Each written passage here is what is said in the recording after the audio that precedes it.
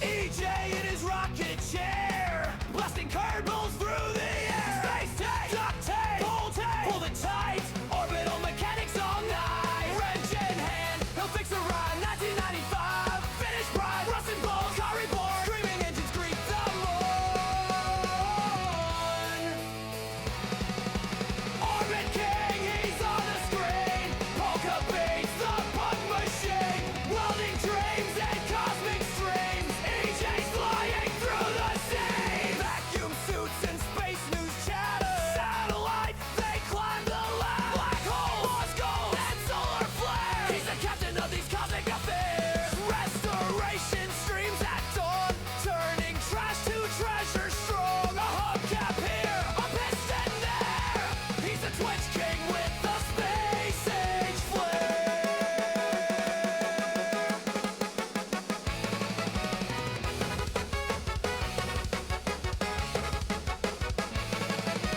Jebediah, don't you cry. EJ's here to touch the sky. From Kerbin's orbit to deep space flight. He'll build it wrong, but he'll get it right. We'll get it right. Don't get away.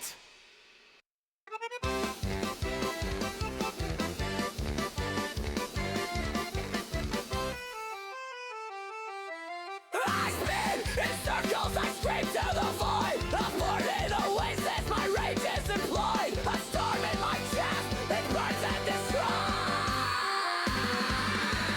Death with the chaos, spin till you fall. It burns and screeches the end of it all. Round and round until we crawl. This is the inferno, the polka brawl.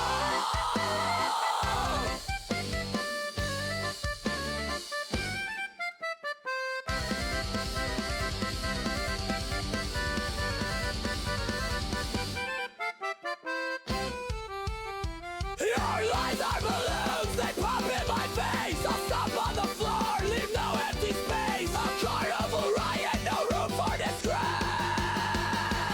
Buttons clicking, hearts are ticking. Fists are flying, skies are splitting. Dance with the chaos, spin till you fall. A bird and screeches the end of it all.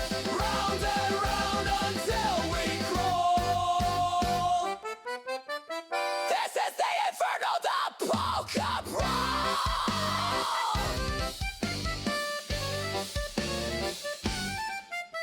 The tuba's a demon, the snare drum's a beast. The accordion's fury will never be ceased.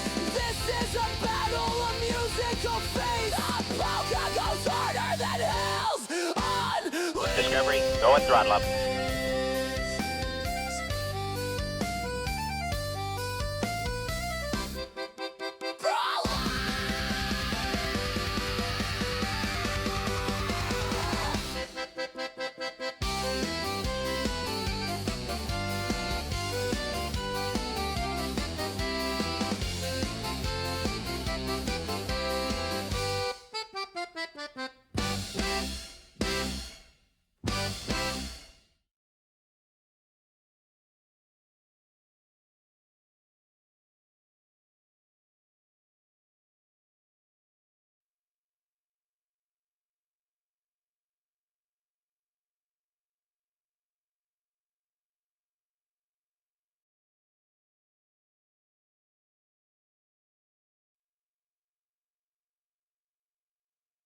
Space and Rocket Review. Space and Rocket Review. Dude, you guys realize what's going on? We've done two space newses in a row. We did one yesterday, and we're going to do one today. Coming up, we're a little bit past the top of the hour. Isn't that right, Mr. Scream? Yeah. Hey, all right, it blanked most of that out. The news cycle is back, baby. We are back, baby. We are back. We are back. And we're the three best friends that anyone could have. We're the three best friends that anyone could have. We're the three best friends that anyone could have, and we'll never, ever, ever, ever, ever leave each other.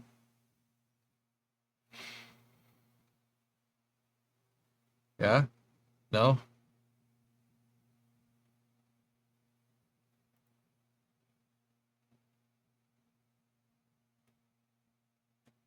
No, yeah? All right, cool.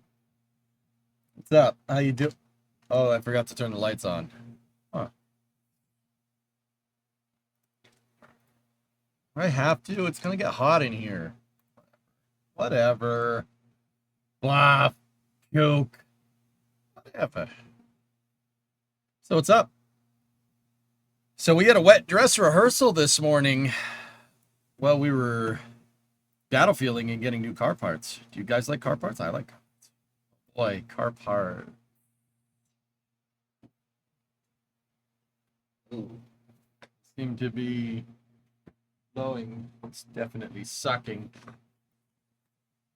All right. So it wasn't a full load. Yeah, that's the weird part, dude. So this is a shot from my buddies over at NSF with the Starbase Live. They did a wet dress rehearsal this morning, but it does not seem like they completed it, dudes. I'm not 100% sure if okay, all right. You know what? You know what? Instead of saying what I was going to say, I'll ask like this. You guys think we're going to launch tomorrow? Do you think?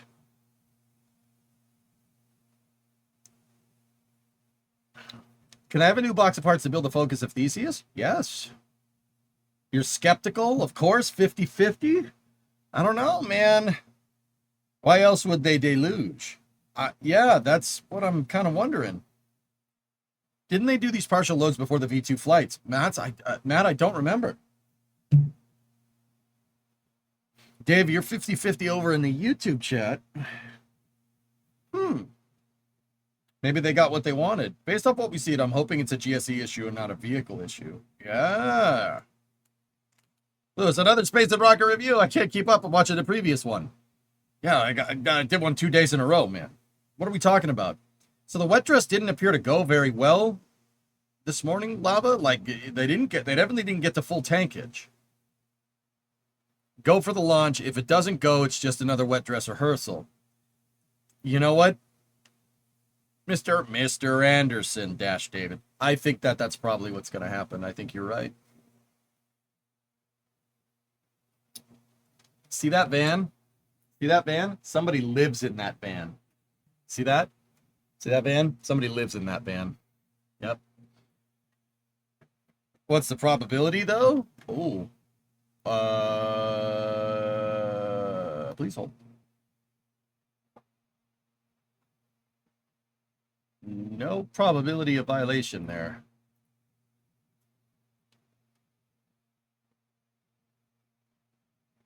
There is a Starlink flying in 12 hours, though. That's kind of neat.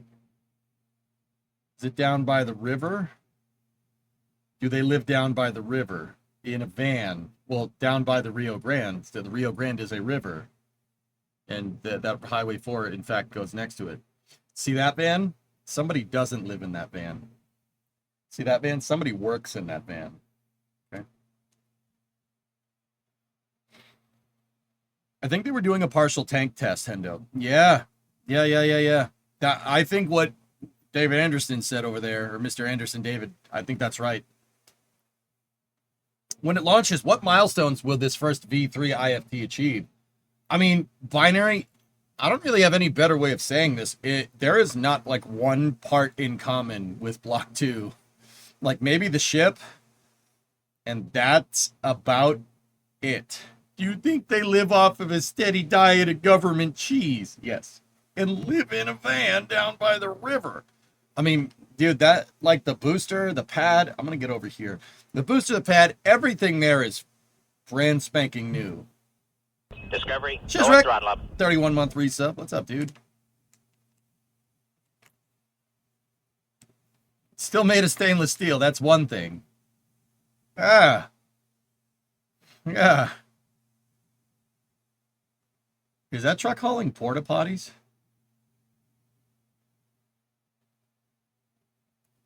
Typical Dodge owner. Hauling poop. That was poop. It has the same name. Yeah, sure. Did you guys miss that there was a poo truck? That was a poo truck. It's like the truck from Summer Car, but it had porta potties on the back. Am I the only one that finds that funny? Yeah, probably. You know what? It's fine. It's fine. It's fine. Need to get those out of the blast area. Aren't they the blast area, though?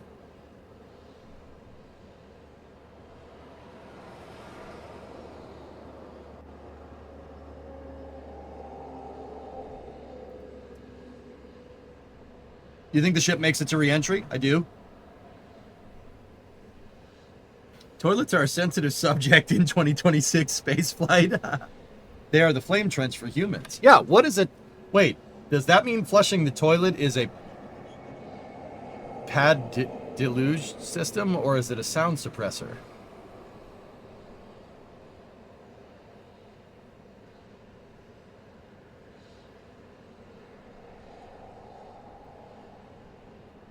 Some people use it as both. A courtesy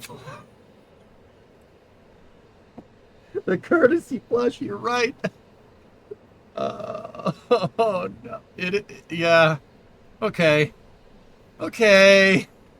All right, this analogy works. I don't like that it works, but it works.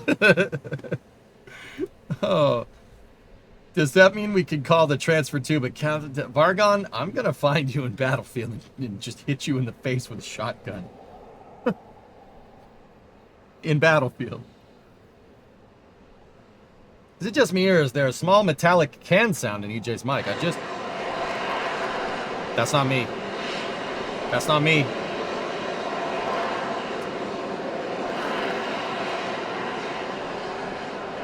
It's a real crapshoot.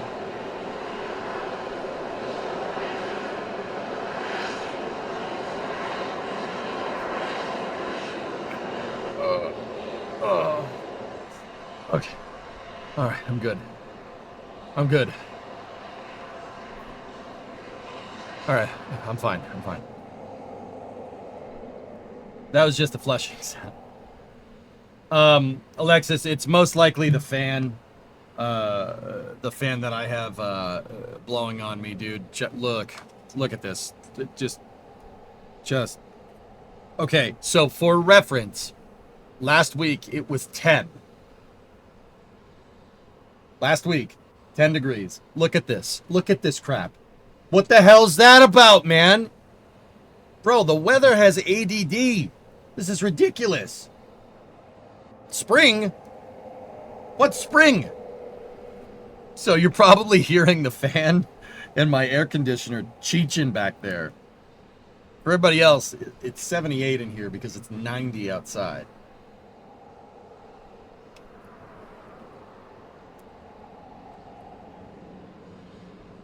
Any stuff at the pad right now? Hey, Davensky, what's going on? 95 in New York City? Damn, dude. Damn. I had the feeling, Rares, do you think they're going to go for launch tomorrow? If the wet dress rehearsal was truly aborted... Oh, excuse me.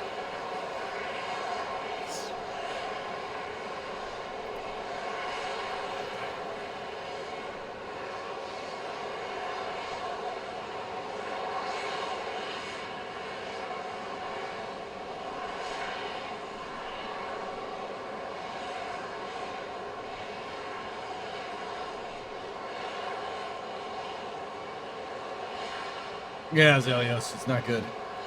Every morning, yeah, right. We need the sound clip.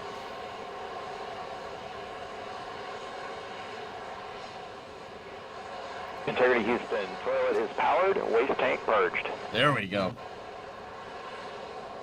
Okay. Any stuff at the pad right now? Well, there's a super heavy and there's a ship. So we have booster 19 and ship 39 right there. After the sound is stopped. Well, it's just courtesy flush. Are those sheets of steel around the tower to protect it from launch? These ones. That's not protecting it from launch, believe it or not, Max. That is protecting it from when the booster comes in. When the booster comes into land, the flames are going to be pointed down here. And that's what those panels are there for. Simultaneously, the tower has a roof on it, and you see those panels right there? Those panels, the drawworks is all covered up. Well, it's not the drawworks, it's the pulleys from the drawworks. That's for when the ship comes down over the pad to come in for a landing, because the ship's going to come this way, flip, and then land this way. Does that mean we are cleared for Taco Bell? I don't know. How many more cycles do we have till Taco Bell control? 154. Oh, thank you. All right, cool. Good to know. Yeah, Stuart. We went from like very beginning of spring to like, here, have some summer. You want some summer? And I'm like, yeah, don't get me wrong, I kind of do. I just wasn't ready for it. IMO, the vehicle is ready, and today was only a partial tanking test. If it was aborted, I'm pretty sure SpaceX would have tweeted pushing the flight. My only doubts are for weather tomorrow. Yeah, we'll talk to Bill Sack. Yep, we could talk to Bill Sack.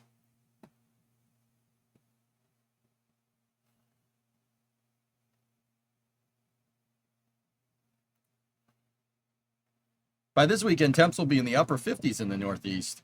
You know what? Good. Good, man. I was not ready for this. Jay Heap, you live in the UK. You sleep in the attic with west-facing windows. Temperatures in my room go over 30 C almost daily in the summer. Dude, the front of my shop, Jay, and I'm in a metal building. It's like an industrial shed, right? It's facing freaking west, dude. Actually, it's more like the front and the side. So, like, in the afternoons up here, I'm right there with you, dude. The afternoons, if it's like between 25 and 30 C, it's getting over 30 C in here, and you really don't have a choice. Hey, radio. That's the dummy link loader there, bottom right. Oh, yeah. Over here?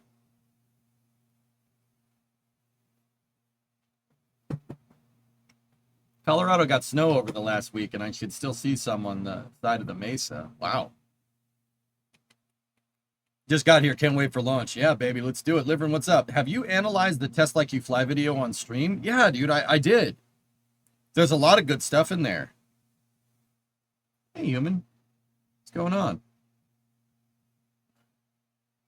Colorado. More like Coldorado. Am I right?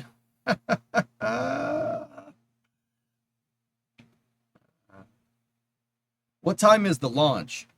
Tentatively, 6:30 p.m. Eastern, so it's 5:30 p.m. Central.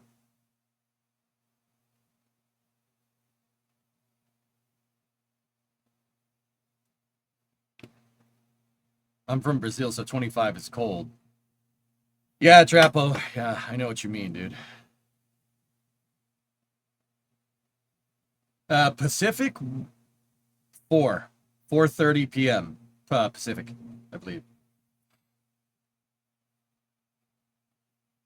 So look at your, yeah, exactly. We'll do it this way. Look at your clock right now. So on the West Coast, it should be 1:23.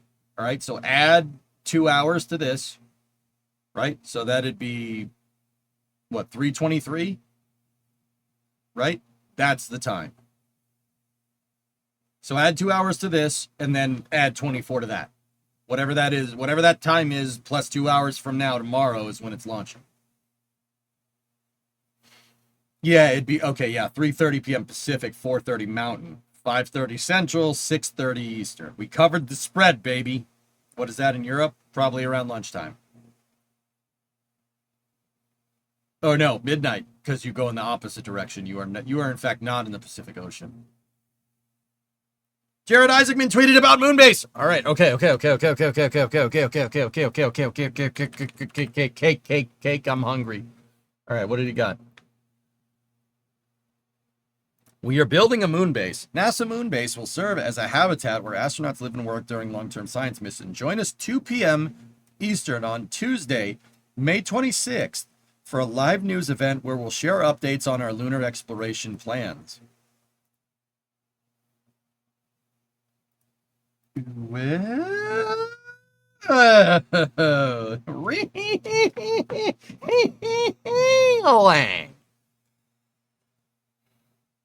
will you be upset if Flight 12 is a failure, or will you see it as part of the process? I won't be upset, Max. I think there will be a lot of people at SpaceX that will be a lot more upset than me. Check the NASA Twitter feed for Mars images from Psyche.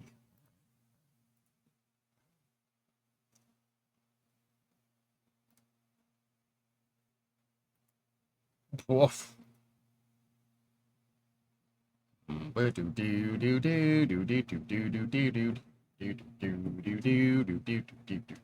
Now I'm seeing colors. Getting further. No, sorry. But if the habitat is Gateway's hab and Gateway was canceled because of the corrosion of the hab, what sense does that make? I don't know. Wait, who's talking about Gateway? Discovery, go at throttle up. Whoa, look at that. We should go there.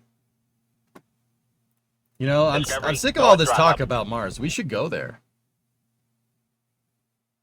You know? Ren! Dead Grew. What's up, dudes? The Moon Bass Hab is supposedly the hab that was built for Gateway.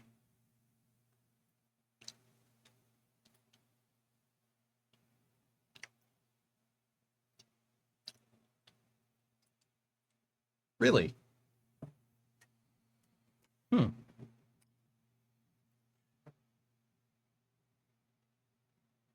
Click the link. They say they're releasing the first industry partners too.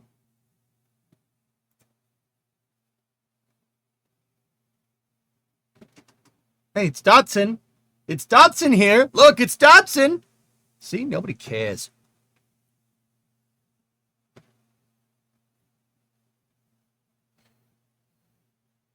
All right.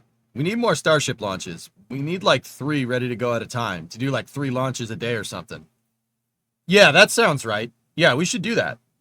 We should do that. Anyway, Max, I'm not like too incredibly bothered. Like, all right, here's the thing. Okay.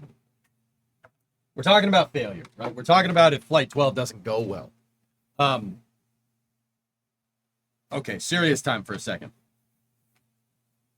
Look, if it doesn't go well, SpaceX got a big problem. This is not like, well, you got a problem. You have this real big task that you got to do. No. I mean, now that I'm thinking about it, it might not be like the worst thing to happen in the world. But the thing is that SpaceX has these great lunar ambitions for like building data centers on or satellite manufacturing on the moon to make orbital data centers, et cetera, et cetera. And on top of all that, like Falcon 9 is ramping down. Like, I hate saying that. It really is annoying to say that out loud, but it's true. They took 39A offline for just Falcon, except for Falcon Heavy launches, and that's it. Not even crew launches from 39A anymore. My Falcon is ramping down. That means Starship's got to ramp up. So on top of their lunar ambitions, right, and then, you know, future Starlinks, right, from Starship, right, you're on the hook for to the tune of $2.4 billion from NASA to pay you to build a lander to be ready. All right? As far as we can tell, they're not near that at all. Now, don't get me wrong, SpaceX has gotten, not secretive, but they don't tell us what's going on until they tell us what's going on, right? They're not nearly as open as they used to be, and that's fine, whatever, dude. I'm not making it about that. Would I like to know what's going on every step of the way? Hell yeah, that would be great. But I don't necessarily need that. I like guessing, to be 100% honest with you. I know that sounds ridiculous, but I like guessing to, you know, for when we do get information, I can, you know, see how close I was. You know, see how close we were. Say, okay, you were wrong about that. They wouldn't do this. They would do that, you know? Look, if this one doesn't work, that would be a pain in the butt, right? But you got to remember, like, there are, unless, like, barring some catastrophic failure on the pad, you know, knock on wood, as long as it clears the pad and pad 2 or that pad stays intact, I think it's not a big deal. If that thing could just get away from the pad, it doesn't matter if it popped like 5 seconds, 6 seconds, 10 seconds after flight. If it gets away from the pad, then we're okay. Yeah, you just don't want something like Ship 36 happening. We do not want that. That would be very bad. You know, if this one fails in flight or doesn't necessarily achieve absolutely every objective, you have Booster 20 and Ship 40 ready to go.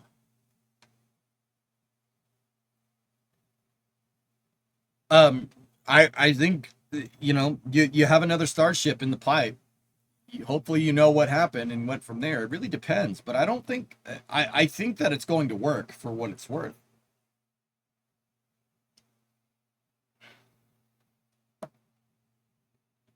Am I like wrong, but I have a feeling we'll get an HLS update during the launch stream? I think that's right. Elon said on X the only setback would be a pad fallback. Yeah, exactly. If this thing gets off the pad, if it works 100% successfully, man, that's going to be nice.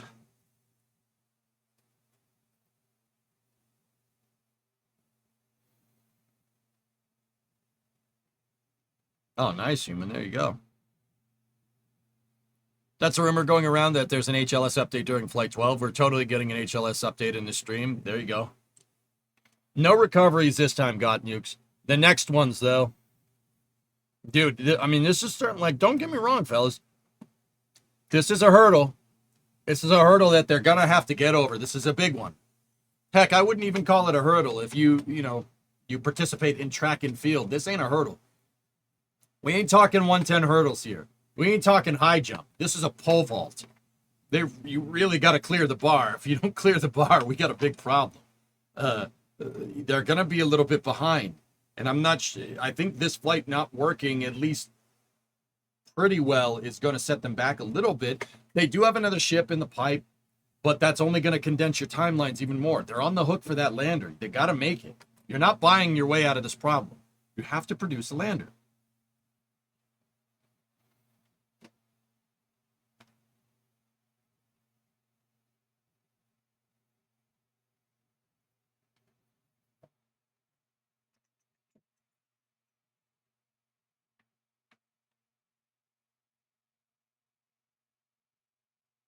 They kind of are putting the ox before the cart by sunsetting their hardware that works in favor of experimental launches.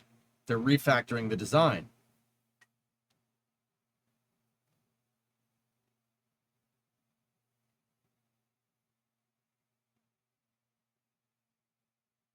Should SpaceX be punished for delaying Artemis 4? No. No. Why? Why would they do that? Why would you do that? That's one of your most likely viable pathways to get back to the surface of the moon. I mean, I've always said that it'd be nice if NASA had their own lander, right? I've been saying that for years.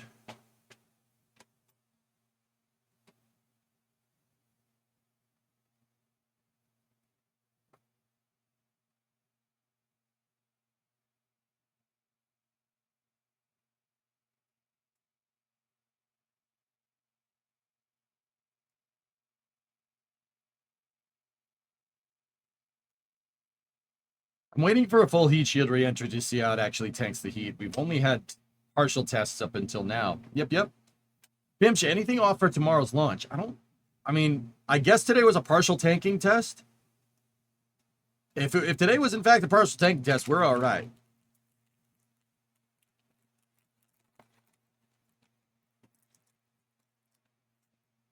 Yeah, Darker Player, exactly that.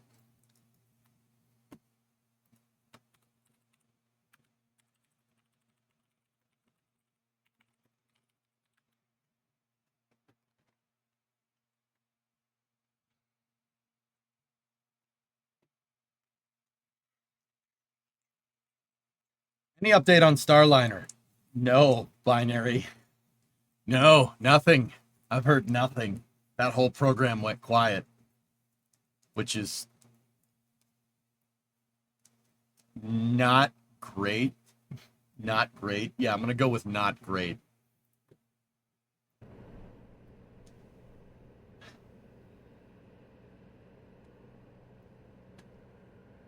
It's so weird. Yeah. They're in trouble, dude. I don't know if that I don't know what that program's up to, but money on they had to redesign the entire thruster system. I don't know. Hey Baron, what's up? Shoot that guy. You notice how he stopped talking? Like, it's pretty obvious fan evasion isn't cool, Fluffy. That's not cool. Could you be more obvious?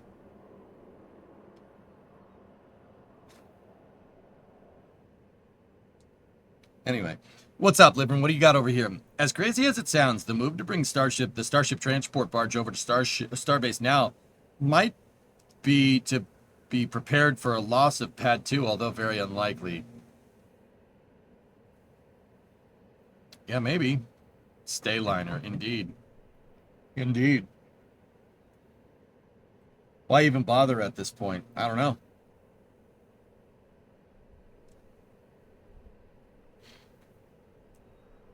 The last thing we heard about Starliner, this is from Eric Bergier.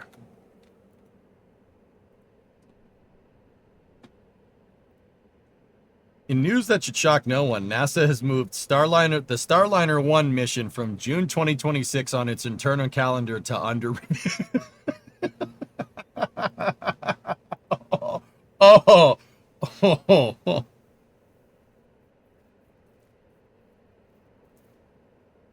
Ah.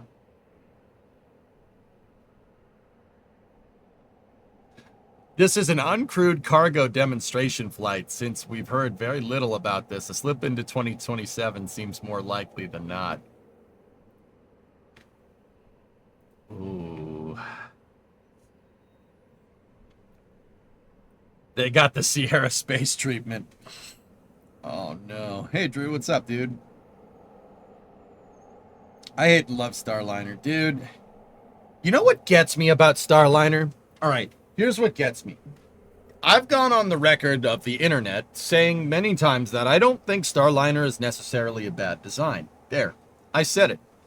I don't think it's necessarily a bad design. Seriously, I think the people that designed that thing really knew what they were doing. I will say that. Where the Starliner program fails miserably is from a programmatic standpoint, in my opinion. Actually, you know what? Frick, it's obviously my opinion. I'm saying it. I've been trying to not say that. I think it's a programmatic problem. I think the people running the program were lazy. They were lazy. They just assume that everything is going to go right. It's fine. Everything's fine. It's okay. Whatever. It's cool. No, it's not. If you are not on your game with this stuff, if you're not on your game and absolutely 100% as right as you possibly can be, right? There's always unknown unknowns with spaceflight. You never know until you go and fly it, but you want to maximize your odds of success. They did not do that. Just from the Starliner press conference flights, dudes, I could have told you that they weren't doing stuff correctly. And I know nothing about this, right? Like, I've never worked out in the industry. Like, I've never worked on a program. But I know about, I have some experience with program management there. You're not crossing all your T's and dotting all your I's. It's very, very blatant at this point.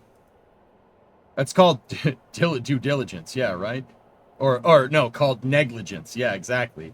It and Hellfish, it seems very much like the same behavior from the shuttle program.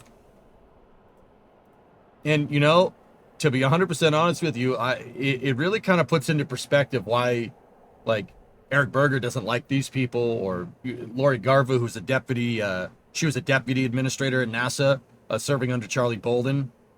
Why they don't like people like this. It really kind of puts it into perspective, Bro, if you're not going to take this seriously, get out. Like, get the funk out.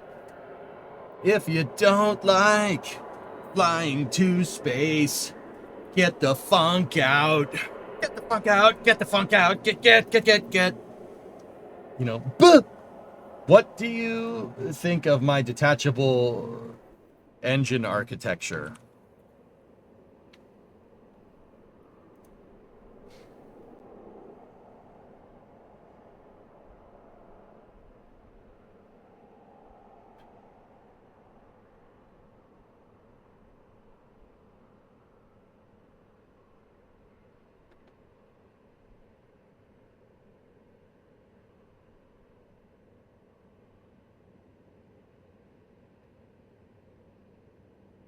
It looks great, man.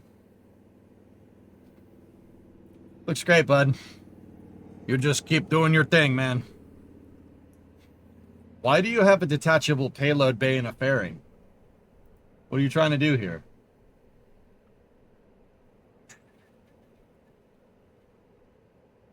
Welcome back, Atlas One. that's a the pen is mightier. Looks great, man. You linked me this, didn't you? I've seen this. Smart reuse on a fully reusable design. Strong bad reference acknowledged. Yeah, you just keep doing your thing, man. So you could put a deep space section on it. Huh. It's a double-sided edge, so it's a double-edged sword. The Boeing side was lazy because they had flight heritage from companies that they gobbled up. Boeing, during the commercial crew selection, was close to getting full 10 commercial crew program missions. For NASA, back then, it was the safest choice. The other side is that NASA was too lenient on them. They had 70 to 80% of commercial crew program management scrutinizing SpaceX left and right, and they left Boeing to do their thing. After SpaceX flew 12 missions, Boeing only did one test mission. Yep. The SQD retraction and deluge during today's test make me feel good about tomorrow. Yeah, off leave. Now that I'm thinking about it, I was shooting things in Battlefield when that was going on.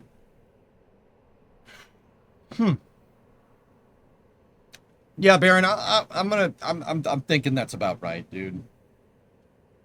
That's about right. How many Atlas V rockets are available for Starliner? They have 6 left. They have 6 Atlas N-22s left.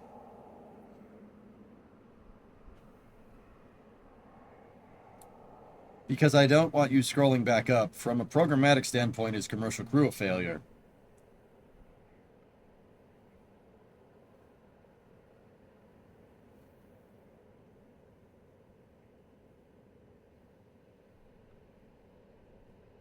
I don't know, man. It's hard to say.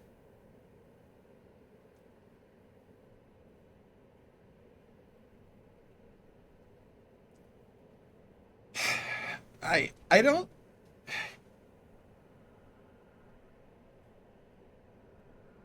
Yeah, I mean, no, Nova, I would kind of. No, Ghost Reader, I haven't seen it. The RDRE post. Yeah, Trey, I'll load that up in a second. I don't.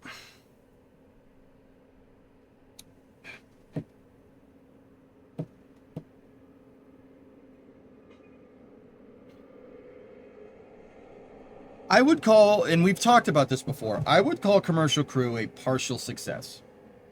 Partial success.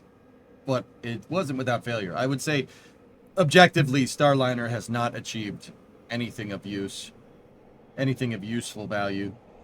If SpaceX wasn't, if there was no SpaceX, Starliner would probably be flying at this point, probably, but probably not like it is.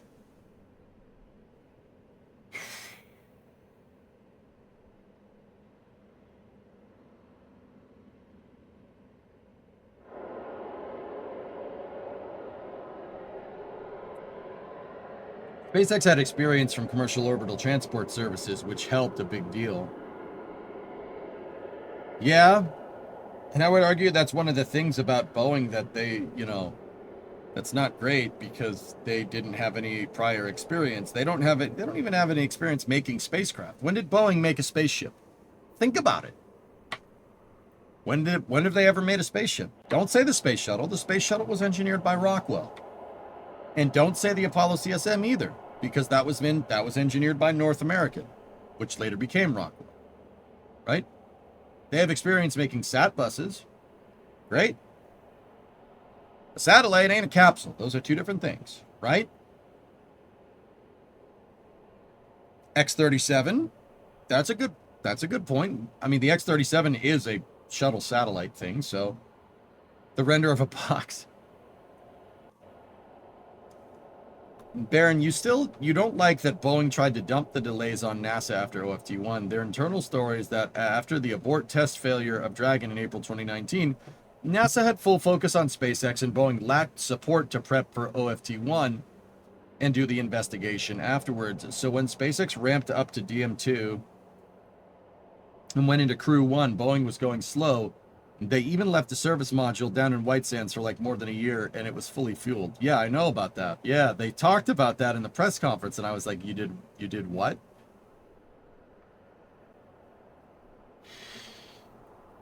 Boeing has experience building rockets, Fluffy. That's what they have experience in. Historically, they built the S-1C. They have experience there. But even the SAT buses, I'm not sure. Didn't Boeing's commercial satellites, isn't that Space Systems Loral, or am I not thinking about that correctly? It falls on NASA to oversee things. I mean, NASA clearly knew that SpaceX had more experience building capsules, so why be all up their tail? Because they were the new player in town at the time, Lava Eagle. That's the whole, yeah, that was the thing. I remember I covered the commercial crew. Dude, we watched the commercial crew contract awarding in 2014. We watched that on stream. And I remember everybody saying, like, everybody at the time, the internet was saying they wanted Dream Chaser and Dragon. Nobody wanted Starliner. Nobody wanted Starliner. And they thought it was so stupid that Boeing ended up getting more money.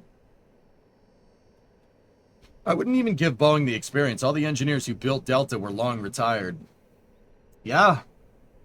Serious question. Why would you detank it? Detank what?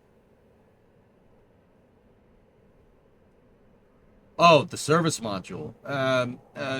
If it leaks, it's just corrosive stuff that if somebody inhales, they'll die. Yeah, nothing real serious, human.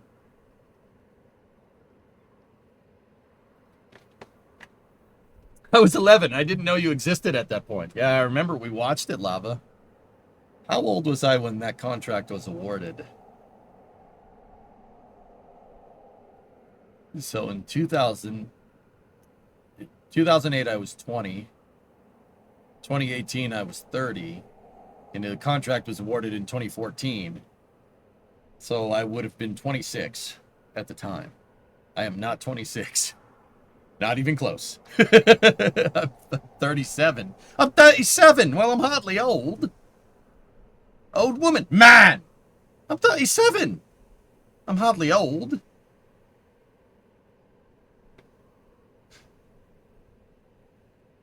With the amount of failures throughout Boeing, it may not even be as big of a black mark as it could have been.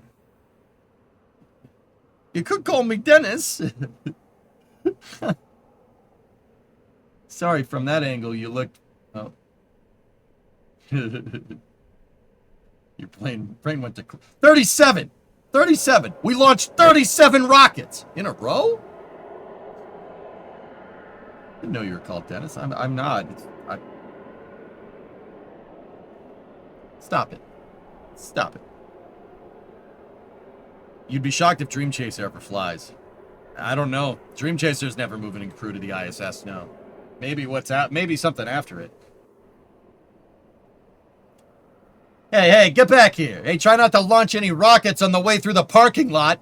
Hey, get back here. Oh, I love you guys. You guys are the best.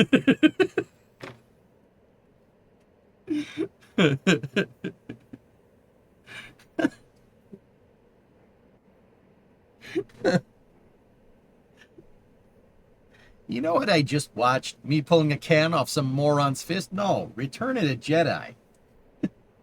Last pulls. All right, what's up, dude? Commercial Crew Program's selection statement from 2014. Read the last two paragraphs in page 6 for Boeing and SpaceX in page 7. How do you pull this stuff out of your tail so... Why do you like this?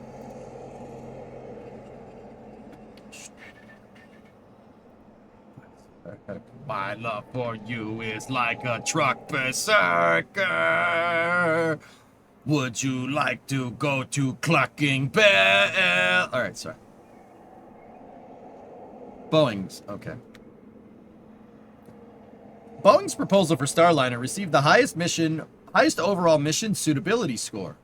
The SEB identified 5 significant strengths, 13 strengths, and 1 weakness, and no significant weakness or deficiencies in proposal.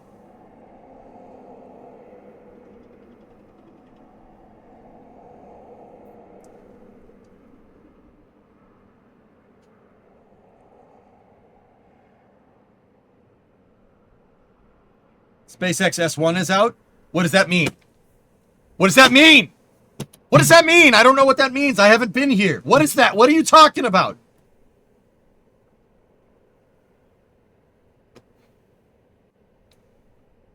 The filing with the SEC.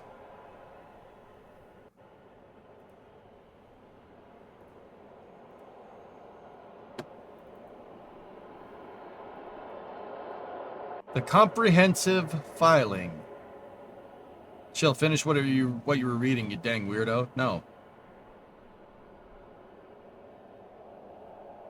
The numbers, EJ, what do they mean? I do not want them to IPO. Neither do I, Wraith. I think that's a distraction if you really want my honest opinion. And now here comes all the bros that are going to be like, no, EJ, well, you see, it's a better way to... Yeah, people will then proceed to tell me how spaceflight architecture works and why this is a good thing for it.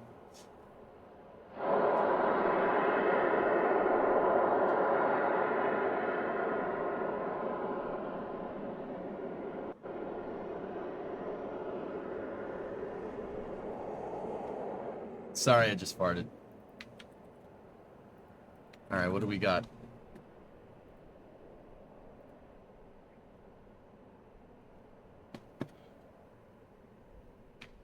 Are you going to get shares of SpaceX? Probably, yeah. Probably. I hate admitting that, but yeah.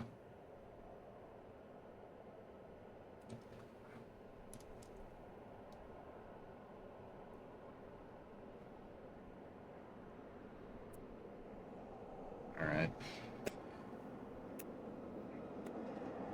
We'll see. Words are like bullets. All right. Let's read this. This is, yeah, this says that Boeing is a good proposal. Starliner, I agree. It is a good proposal. The execution is frankly atrocious. Anyway. Please send this. Okay, I'm just gonna send it. I'm just gonna send it. This is the initial public offering of shares of Class A common stock, par value a tenth of a penny per share of Space Exploration Technologies Corporation, a Texas corporation. We are offering blank shares of our... Oh.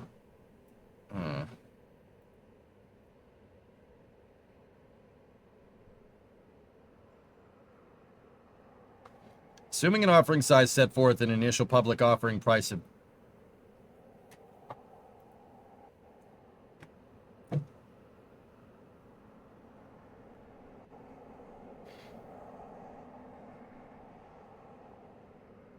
yes. I'm going to have to get that share for the high price of on the house.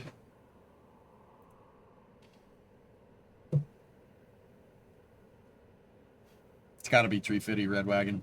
Yeah, Ernock, you guys know me. Got to be about 350.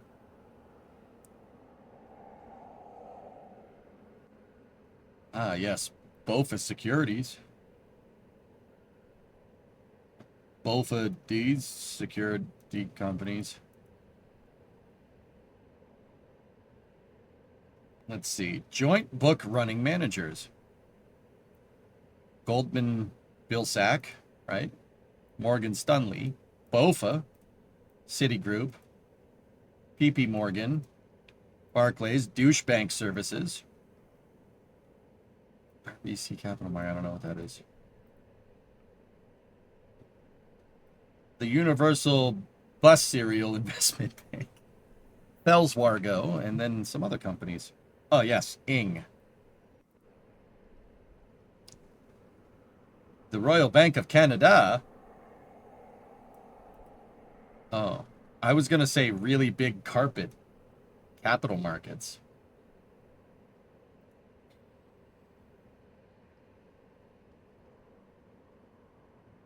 Prospectus dated? What bank is that? Sure, we have carpets too. Oh, all right. Well,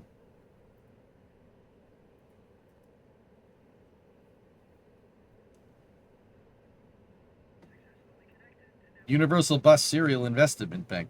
That's what that says.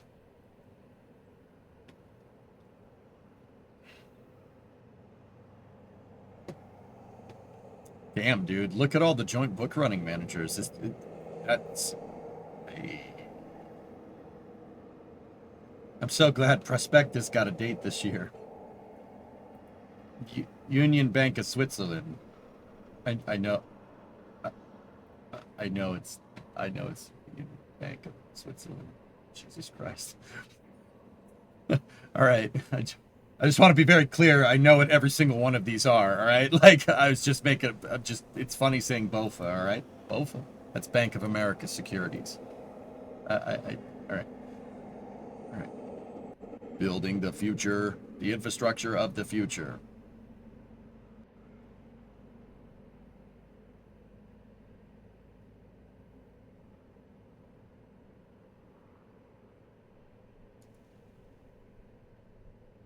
As a broke normie buy one of them shares?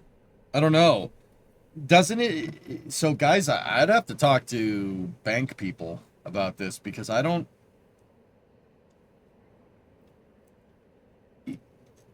Can't.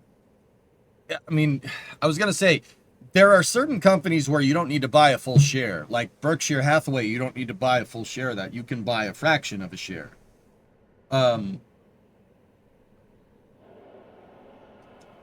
You will call Douche Bank tomorrow morning? Oh, all right.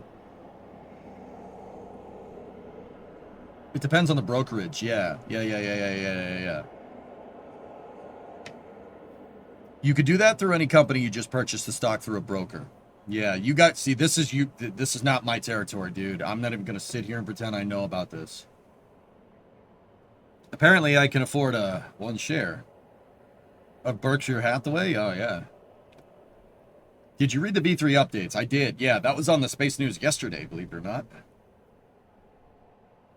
So, the other thing, guys, is for the, all right, to be 100% objective. Discovery, The people that are worried about this IPO and worrying about being beholden to the shareholders, they don't have to IPO the entire company.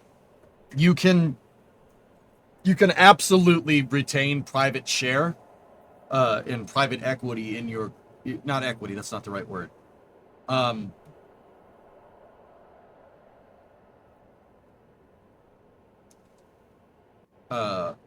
Hey, Yuck, 134 month resub. So, like, control versus ownership. Yeah, you can retain, like, Elon will retain majority share. He can IPO off a portion of his company, and that portion will never, as long as he maintains controlling stake, SpaceX should be run the exact same way. I believe SpaceX is IPOing because Elon's plans got bigger than they already were. Page 68 and 6.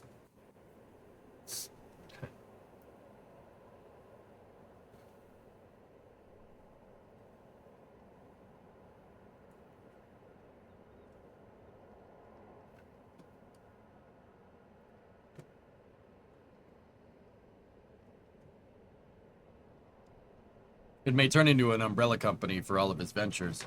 I love umbrellas. He should sell those. I'd buy a SpaceX branded umbrella.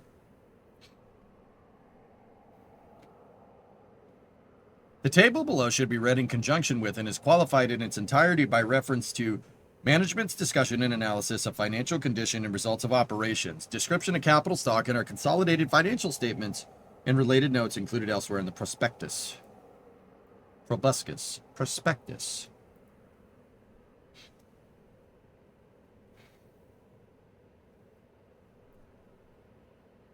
Yeah, nothing will happen. It'll be fine.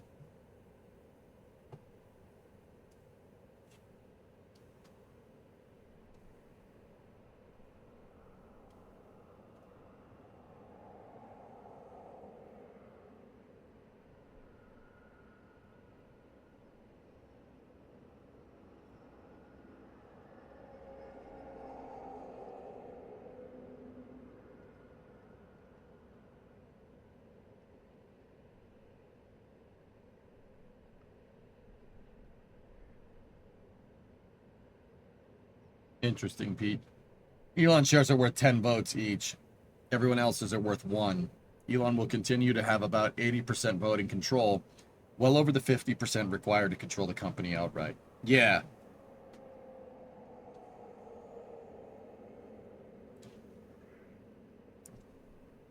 Oh, jeez. I gotta start reading about Class A, Class B, Class C, and Class D common stocks. I don't know what any of that means.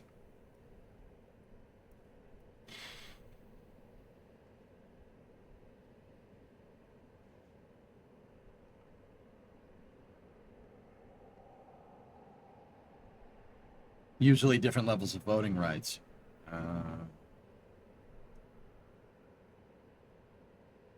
They can mean anything depending on the shareholder agreement.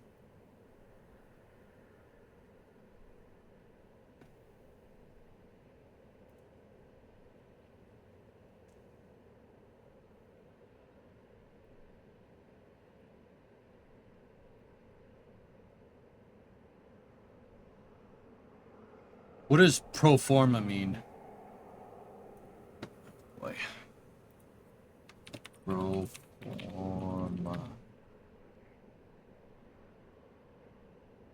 Refers to providing financial information or actions as a formality or in advance to project anticipated results.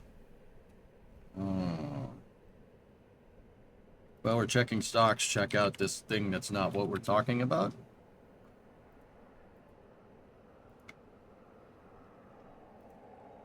Wow.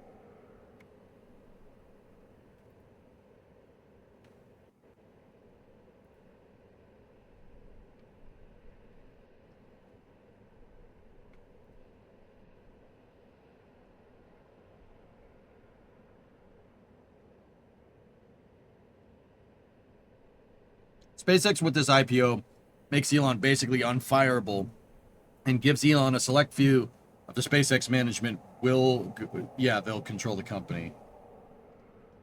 Wow. A lot of viewers bought into Rocket Lab when they were down here, dudes. Yeah, some of you guys made a good chunk of change off that.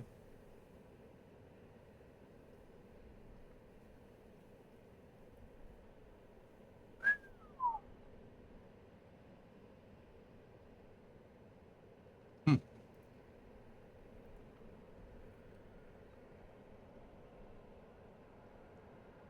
So, like, can you imagine if you bought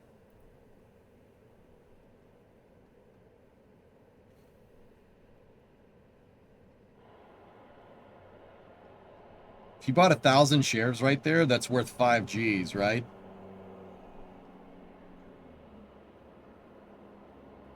And it's currently trading at 134. So if you spent 5 grand and invested in Rocket Lab right here, that 5 Gs is wow. Here, let's do some quick maths here.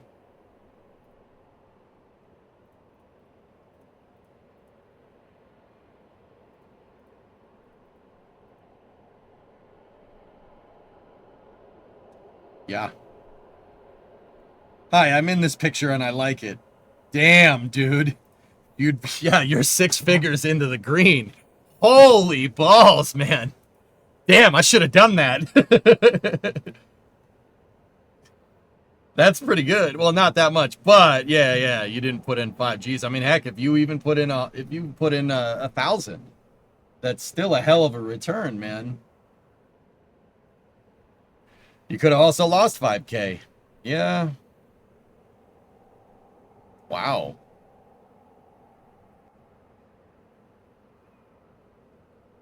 It's always easy to say with hindsight. Yeah, exactly. At that time in 2023, Astra stock went private, and everyone's like, I don't know if public is a good idea. You could say that's a return on investment. No, I don't think that's what that's called. Yeah, you're right. Yeah, you're right. Let's see. I'd assume that's billion, right? 70.69 billion. And the pro forma is pretty much the exact same. All the numbers are in millions. It's millions. Interesting. This IPO will give SpaceX complete control of itself with without being threatened by shareholders. Yeah. I think this is what I was saying. Like, I'm not. Yeah, that's what I mean. You can. The thing about like stocks and everything, dudes, is that you can do it in a way that basically makes it so you retain control of your company, and it's not, your company doesn't become like, oh, think of the shareholders, right? 70,000 million, so 70 billion total cap. Yeah, no cap, but I have a cap on.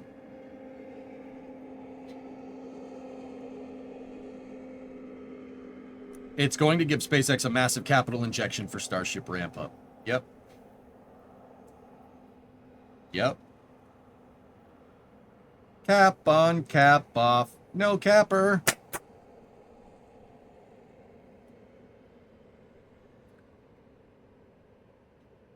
Geopet, the pottery that grows. This is cool, man. You can buy shares in SpaceX soon. So this is an, what is this called, fellas? An S1 filing? Form Sigma 1. Under registration statement under the Securities Act of 1933. So this is getting, this is basically SpaceX getting ready for an IPO. I think they're going to IPO after Flight 12. I mean, IPO, just, once again, I'm not an economics streamer. There are plenty of economic streamers out there. There's the stock guy. We love Stocky. We watch, Bree and I watch Stocky in the mornings. He would probably be the guy to go and ask about this. But, see, I know the rocket stuff. Like, Stocky. Yeah, that's right. That's right. How can rocket military technology be public, though?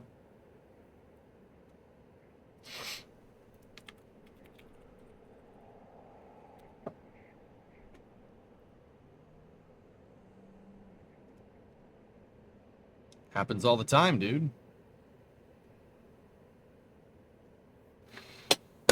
Oh, Boeing is actually up today.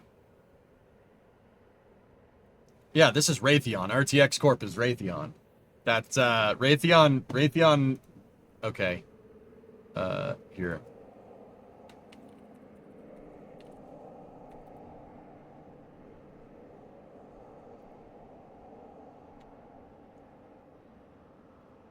See that?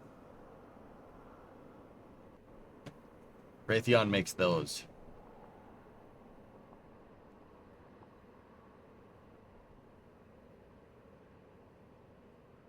See? What? Really? All right. Nice. Yeah. Yeah. Yeah, that's right. That's right, on systems guy. See? I have a piece of Raytheon. Not stock, though. I have a piece, though. How does this missile know where it is? Well, it's because it knows where its wing is. Because it knows where it isn't.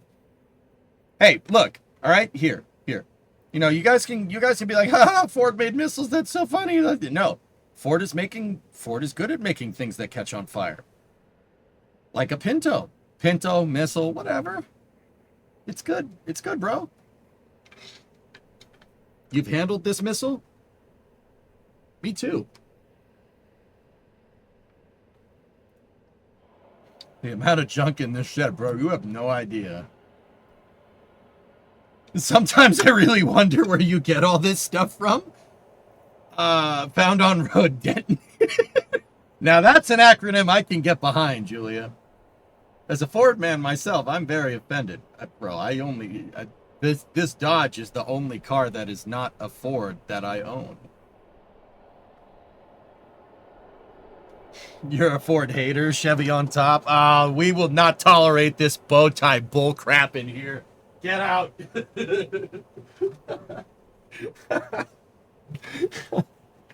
Bow tie brilliance. All right, pal. If you can tell me what motor is this out of, what family motor this is out of, if you can tell me, I'll let you stay.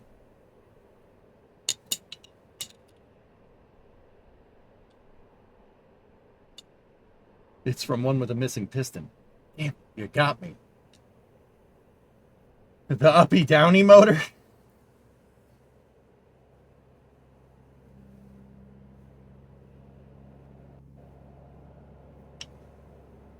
It's probably from one with a broken engine. Yeah, because it's a piston from a Chevy. This is from a 283, man. I got a 283 in my garage. No, I don't know what I'm going to do with it.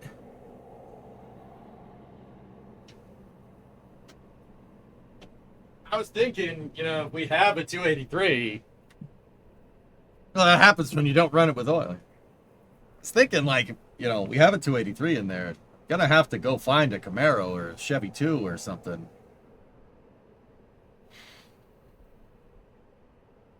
SpaceX total accessible market is 28.5 trillion. That's the suspected upper limit its stock can reach. Woo! You're a cat-eye elitist, by the way. Oh, I have two F-bodies on my property. Neither of them are mine. One is a 86 IROC LB9 car, 305 with 700 R4. The other one is a 91 RS. It's also an LB9 car, but it's got a T5 behind it. Just saying. I have two Camaros. I have two third gens in my yard, yeah. The 91 RS has a full QA1 suspension kit. Tubular crossmember, tubular lower control arms, tubular rear control arms. Oh, yeah. It's got 342 posse in it, 4 discs all around. It's pretty good, man. Pretty good. The 5-speed is mine. Hey, or not, possession is 9/10 of the law. Now what? No, I wouldn't own a Chevy. Just kidding. All right. Anyway. So, this, you had a 95 Z28. Cat eyes are pretty cool. Yeah. Or the catfish Camaro. Those are pretty cool. Cat eyes are okay. I prefer GMT 800s. You shut your butthole mouth. Come and get your freaking car then. I'll just be driving around in it. Actually, I gotta start it, dude, to be honest with you.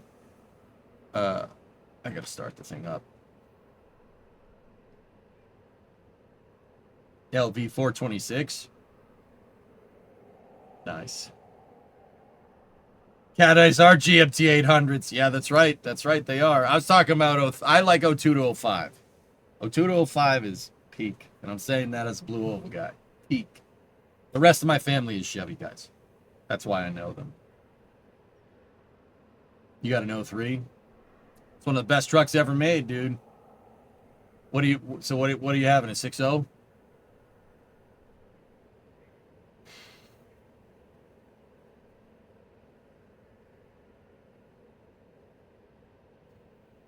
Mint. One of the best trucks ever designed, dude. That number is close to the US GDP of 31 trillion. Dude, yeah, no. SpaceX could go bananas. So the S1 is pretty much says that they're going to go IPO, which is okay. You got in on Rocket Lab around $10 a share because of you, so thank you. Oh. The United States of Space Exploration Corporation. CSI Starbase put out, part 3 comes out in 2 hours. Nice. You miss your 01 Suburban 1500 Z71? Yeah. So many bullcrap bow tie people in here. It's ridiculous. Yeah, don't buy an IPO, exactly. Every major IPO in the last 40 years bubbled and popped. Wait for the bubble, then buy. Or if they split. Yep. Part 3 came out from MBs like 2 weeks ago. Oh, cope, bro. You're not catching me in my Mustang. Ever. No. All right, let's keep going. What else we got?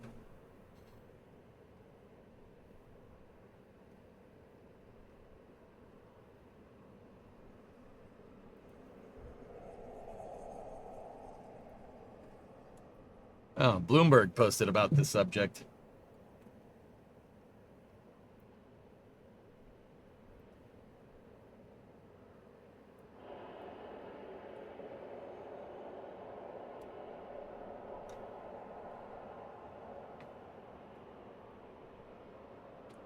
Mr. Aboutman, I don't think you understand how global economics work. Don't give me some of that corporate fat cat libby lip wiggling. All right, think of the poor people. It's like, that's not how tell me you've never been to Brownsville without telling me you've never been to Brownsville. Oh, look, Gummy's got it.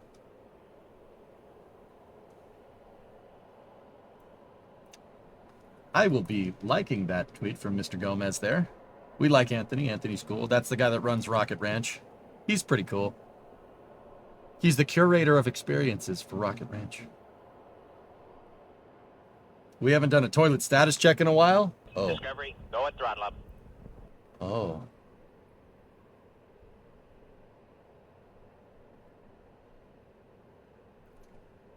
Control, this is, Houston, this is Integrity. Can we get a status check on the toilet? Integrity Houston, toilet is powered, waste tank purged. Okay.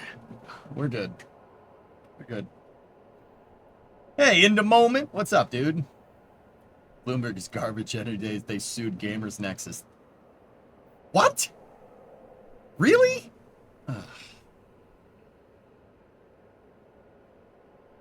Oh. It's also tiresome. Bubble wrap status? Oh. Tesla had a stock split in 2024. History and logic said that the price should have followed, gone way down. It didn't, hardly any change. Buy SpaceX early, you say. Yeah. How's the bubble wrap? Copy. Bubble wrap nominal. Thank you. All right, now we know. Be prepared for more of this once the IPO hits.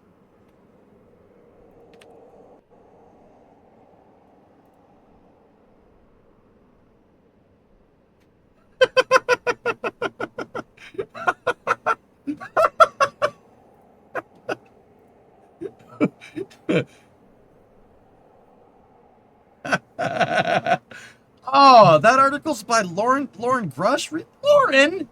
Come on! That's...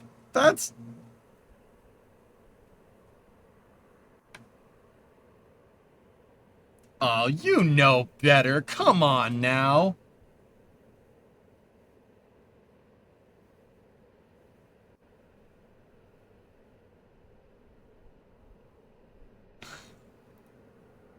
I can't believe that. Discovery, go at throttle up. Hey, Unbind. Hey, AJ, just checking in. Been a minute, so I watched the Artemis streams. Wanted to thank you. I know it's what you do, but thanks all the same. Hey, my pleasure. My pleasure. We're going to have some fun with Flight 12 tomorrow, so be here or be like Bloomberg.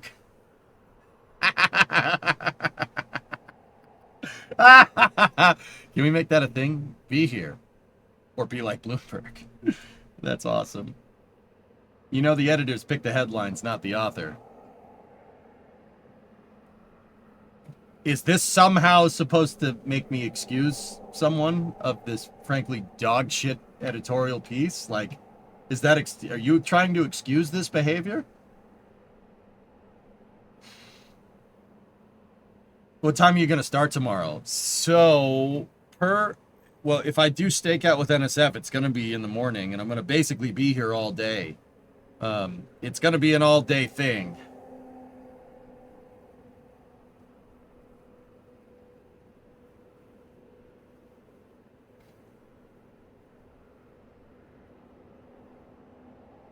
Wet dress aborted? I don't think it did. I think it was a partial fueling test.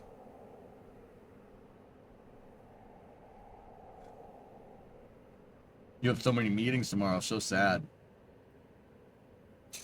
It should be. At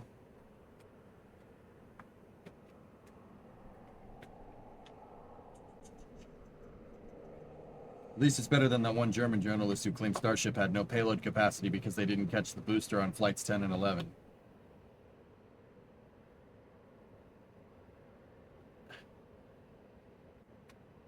Mein Gott. Mein Gott! Ah!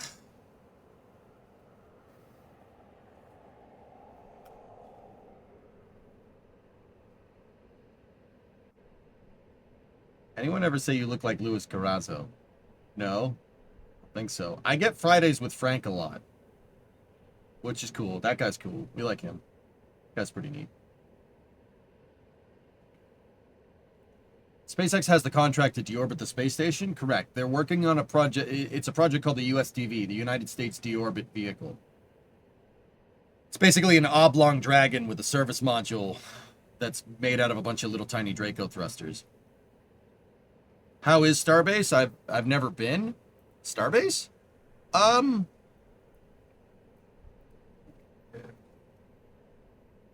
There's not a lot out there, dude, but it's changing. That's changing very fast.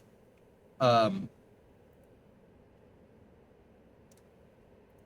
is super cool, man. It's you can get right up close. Like, see where this camera is? The camera on the left, that's trailer cam. You can get that close. Yeah, I've been there. I've stood right where this camera is. It's pretty awesome, dude. Like I said, it's remote, so plan accordingly. You're gonna need a car. There's no getting around it. If you go to Brownsville, you're gonna need a car. Do they have a Chick-fil-A? Yeah, when you're in Brownsville proper, dudes,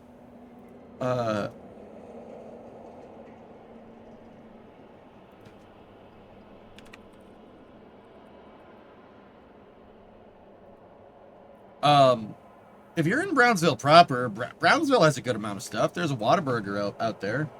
Plenty of good places for barbecue. Plenty of great Mexican. You can get good, well, not Mexican, it's Tex-Mex. Yeah, there's pretty much all the chain restaurants around there. Yeah, it's just, there's not a lot there. Like, that's the thing. You can go to South Padre. South Padre Island is pretty fun. Yeah, there's a lot to do on South Padre Island. It's a beach resort town, so that's pretty cool. They got a convention center. They do car shows there and stuff. It's pretty neat.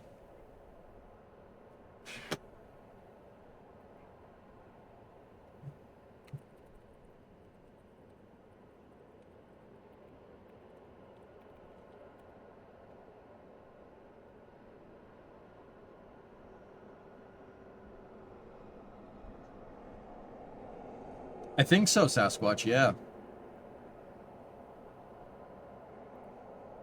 Anthropic is paying SpaceX $1.25 billion per month for access to their data centers.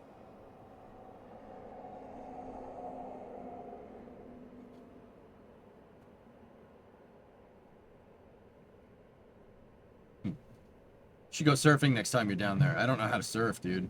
When's your stakeout stream? Yep, page 146. Hold on.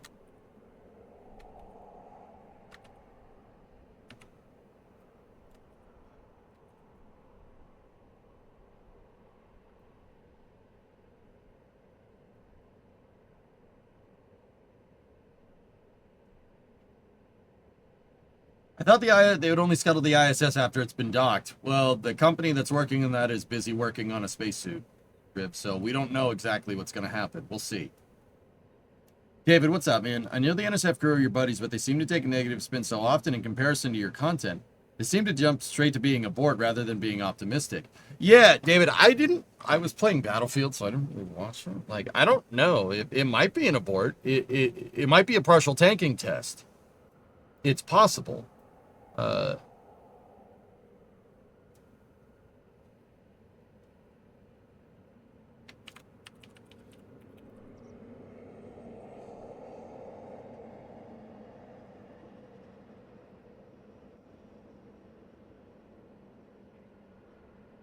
146. Oh, Ryan was on there, yeah. Last year they were 4.9 billion in the negative, but they have cash from funding rounds. 3 billion in Starship R&D for 2025 is less than I expected. That's actually in line with SLS. Sad. That's, yeah, SLS is 3 to 4, depending on the year. For example, in May 2026, we entered into cloud service agreements with Anthropic, an AI research and development public benefit corporation.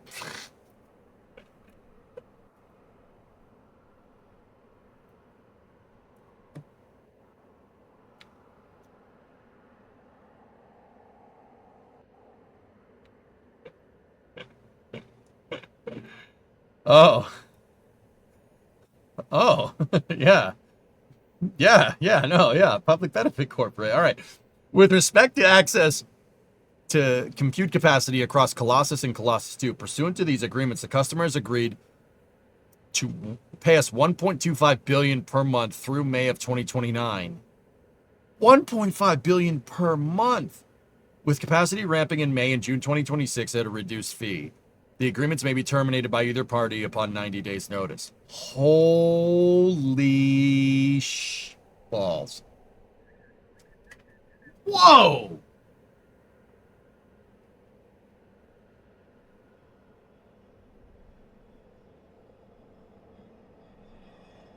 Yeah, that's why they open source their models and they license all the copyrighted works that they train on. Yeah, exactly. Yeah, exactly, right?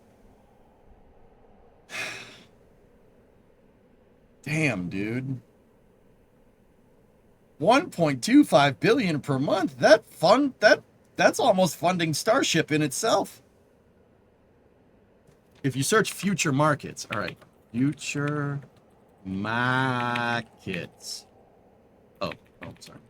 Market.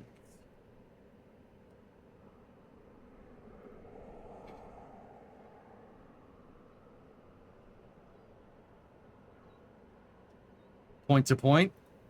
Space tourism. On-orbit manufacturing. Passenger and cargo transport to the moon and Mars. Yes, please. Energy production on the moon and Mars. The manufacturing capabilities on the moon and Mars. Asteroid mining. Table of contents. Yeah, I wonder what that one is. Here, let's look. Let's keep looking. In addition, a portion of our anticipated market opportunities is associated with industries described above under the future markets. Certain parts of these industries, such as space tourism and cargo transport to the moon, are still emerging. Others, including in-orbit manufacturing, passenger transport to the moon, passenger and cargo transport to Mars, energy production on the moon and Mars, manufacturing capability on the moon and Mars, and asteroid mining do not exist today. While I believe these industries will develop over time, the manner in which they emerge, including the timing of commercialization, the scale and pace of adoption, and the applicable competitive, technical, regulatory, geopolitical, and economic frameworks may differ materially from our current expectations. Yeah, asteroid mining. Yeah, dude.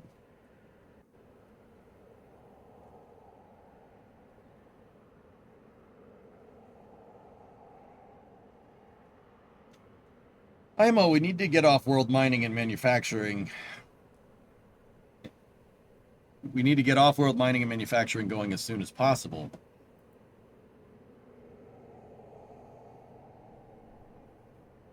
This is SpaceX's S1 form for IPO, for their initial public offering. Topical. Xerax, yeah, your highlighting skill is subnominal. It's the document, it's not me. Yeah, dude, here's where I'm at with that. Would it be better if we were manufacturing stuff out on orbit to bring back down here? Yeah, absolutely. Would it be better for the Earth in the long run? I don't know. Would it be better for not changing things on the surface of the planet in the long run? Yes. Oh, yeah. Yeah, absolutely. Yeah, duh. I think once people realize, because right now, if you ask the average person, right, like, oh, we should build stuff on the moon, right, instead of building it here, they'd go, why? Everything we need is right here, right? That's what they'd say, right? If you asked any person that, that's what they'd say. If we can, I would say, like, you know, I'm gonna assume that you mean like get manufacturing off of the planet because of potential impacts to the climate. Sure, absolutely. I would say that's not even if you're going to convince somebody, I don't think that necessarily would convince people, dude. Just on a side note, this is just me kind of thinking about it. What would convince people is the sheer amount of resources out there. If we have a viable pathway to get at these resources, economically, it makes no sense. For the same reason that, like, you know, you go back 150 years ago, you and me go and strike oil and we make a ton of money. Would that really matter that much nowadays? I mean, kind of, yeah, but not, you know, we're not becoming like oil barons from operating 1 or 2 oil wells, right?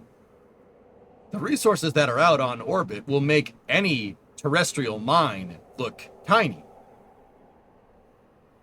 That's part of the reason why SpaceX has such a big market cap, right?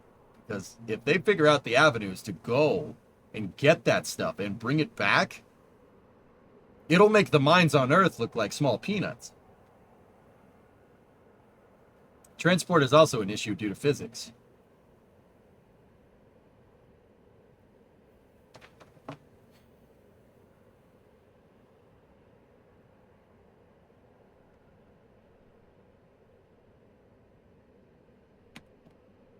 You got, yeah. That little Earth has got to think. You got a pet. You got a responsibility. If the solar system's all full of resources, you don't mine into the ground and crap where you eat. You get your butt out there and you go mine those freaking resources. Right? I think it's time to play asteroids.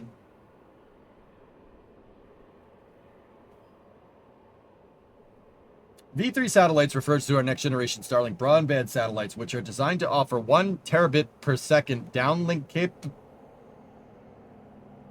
capacity per satellite, in which we expect to begin deploying on Starship in 2026. EJ basically becoming the railroad baron. Yeah. Are you going to play Subnautica 2? No. Space and ocean mixed. Nope. I am afraid of underwater things in video games. Not in real life, just in video games. I've gone diving before. Doesn't bother me. I hate Subnautica. I can't stand it. But it's a great game. It's just not... Yep, nope, yep, nope. Thalassophobia. Yeah, but it's only in real... Like, it's not in real life. It's only in the damn game. I don't know what that's about, dude.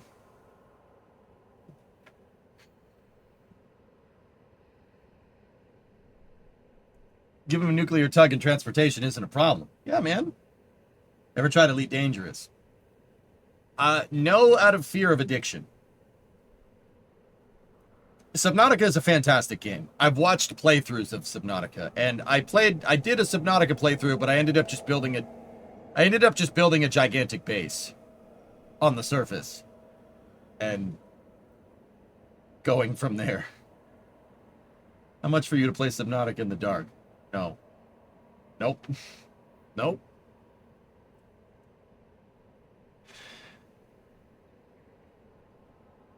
To be fair, you haven't played Factorio in a while, and you had the same fear for that.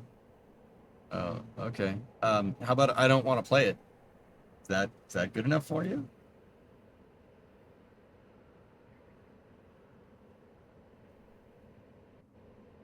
You're a really good swimmer. I used to swim on a national level. You have a crippling fear of water deeper than 5 meters? Really? Then just say that. Oh, shut up. Oh, be quiet. You can, if I say I don't want to play it, you guys will be like, no, you have to have a reason. I'm being quirky. That's you. That's what you sound like. No, don't give me that crap.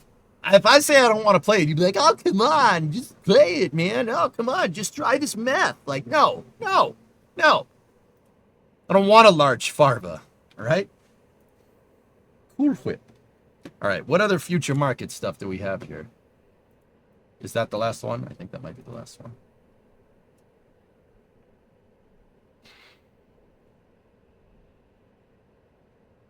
Is that also why you never done Kerbal submarines? No, it doesn't bother me in KSP Talent. I've never done submarines in Kerbal just because we never got around to it. Now's not the time to really get into Subnautica anyway. It's doing the same use the dedicated fans to refine the game into the best version of itself tactic from last time.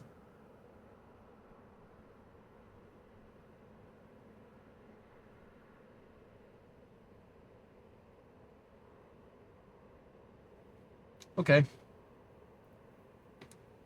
Starship 100% tomorrow? I haven't seen anything to suggest anything else. Hearts of Iron 5? Wait, there's a Hearts of Iron 5 can't see me? What?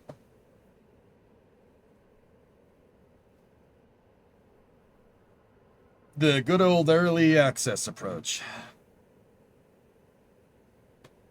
And I will once again, I do not like watching spelunking. Yeah, me neither. And I will once again say, if every game goes into early access, no game's in early access. When I was but a young, and they had a word for that. You know what it's called? 1.0 release. If I ever started a game company, dude, I would call it that. I wouldn't call it early access. I'd wait. We'd release a 1.0 version of the game and then make that better.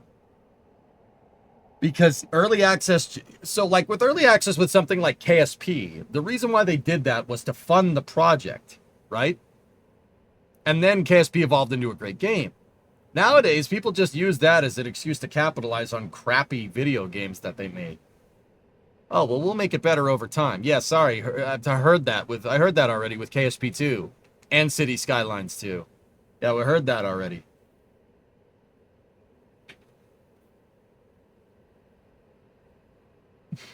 But how do you generate revenue when the game is a broken mess?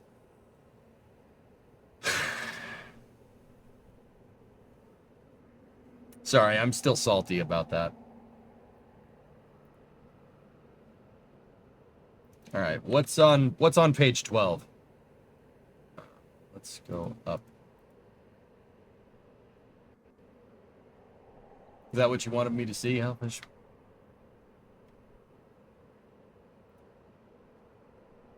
SpaceX's estimated TAM by segment. What's TAM? Total accessible market.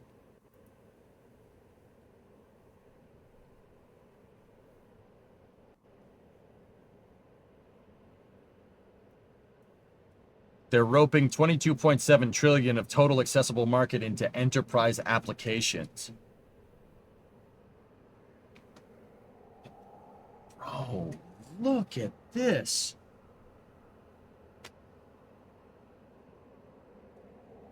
Bro, wait a minute. What's that? What is this?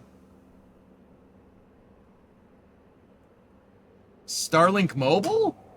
Starlink Broadband? SpaceX gonna do direct to cell. I mean, we already see them testing DTC technology with T-Mobile. Dude. Holy crap. And you know what's crazy about that? Starlink, the Starlink antennas in Starlink Mobile, right? You know what's crazy about these? That's small peanuts.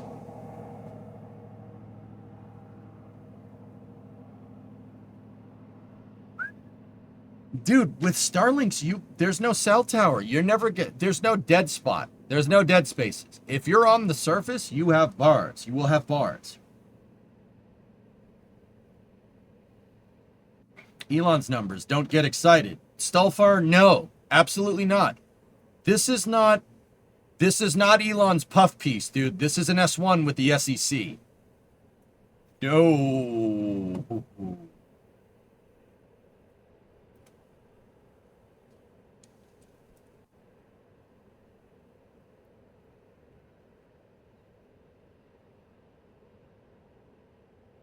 Yeah, you don't. This is not the same, dude. Yeah, the Securities Exchange Commission gets very angry if you don't tell them the truth.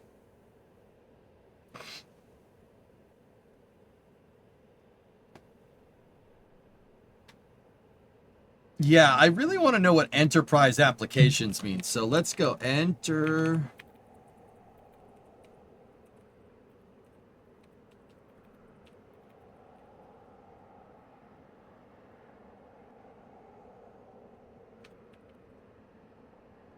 We're leveraging our leading frontier models and compute infrastructure to deliver consumer and enterprise applications. Together with Tesla, we are also developing macro hard. No freaking way. What is going on here? Bro, you gotta be kidding me. What timeline is this? You gotta be kidding me. What is happening?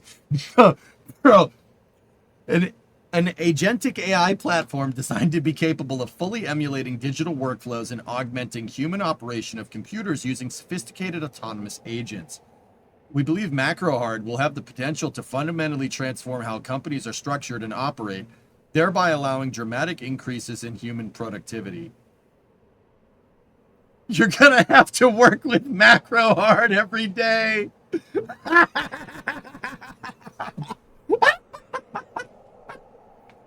That's awesome.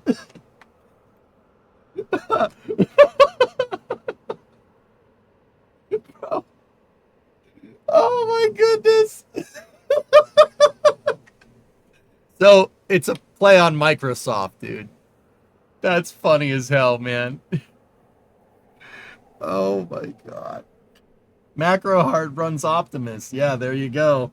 There's your enterprise applications there.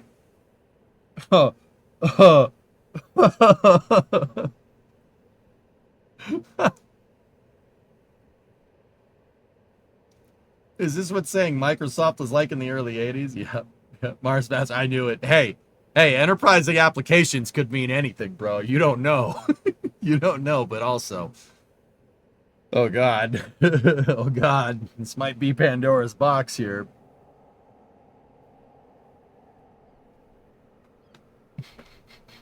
Imagine the headlines.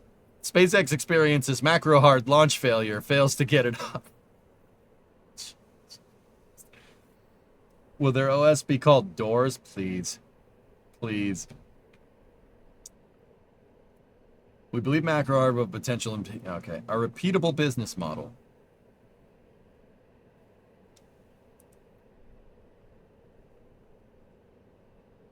So SpaceX selling stuff to other companies? Well, dude, okay. Fully emulating digital workflows and augmenting human operation of computers using sophisticated autonomous agents. Yeah, that's, I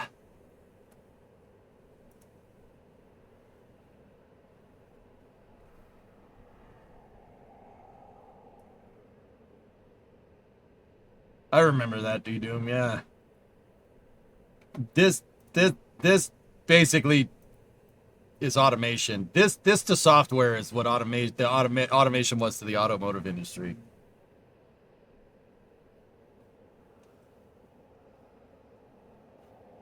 Hopes and dreams. Yeah.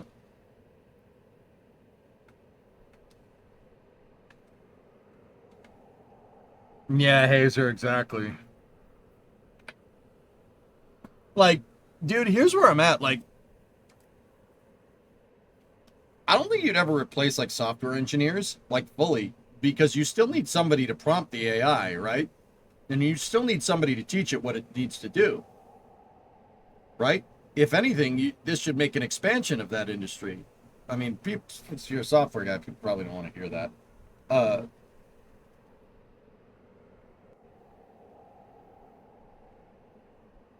Yeah, you need somebody to create the models. Exactly, dude. Yeah.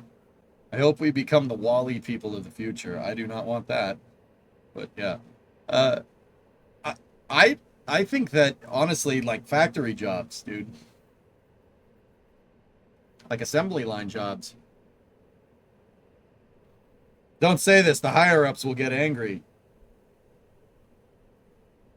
No, can you imagine? Like, okay, say in the future, dude, I want to start mass producing something that we don't make here. Like, something simple, like a pair of scissors, right? Where are these scissors made? I'll give you 3 guesses, right?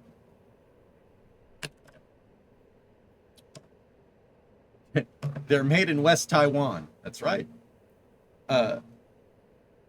Right? If you wanted to do this and you wanted to have Optimus work your assembly line, right? You can literally have cheaper labor. And then you can undermine the entire scissor making operation in West Taiwan.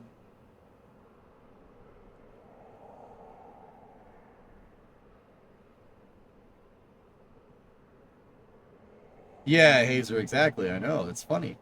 Why do you think the trades are so popular right now? Why do you think that we need people for the trades? That's why the enterprise applications TAM is so huge. They're saying everything uses software, and we plan on making software to do all of it, meaning we can count everything that happens in the economy as their potential market. Yeah, I get it. You know what the crazy thing about all that, dude, is like that's just TAM, right? Like the nutso part of this to me is that if you don't have enterprise applications there, this is still a ridiculous evaluation.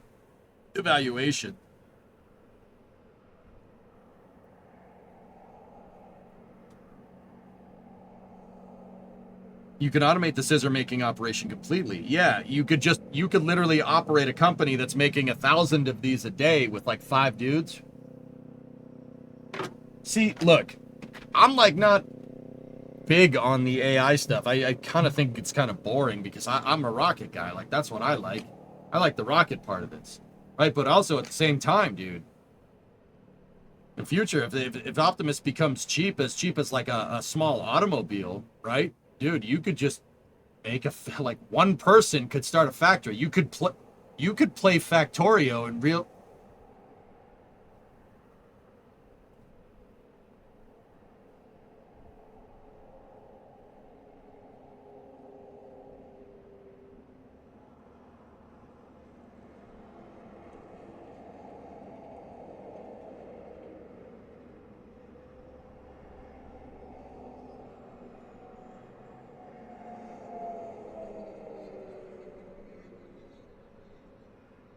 Everyone could just have their own factory. We could just have all. We could all have our own Factorio saves.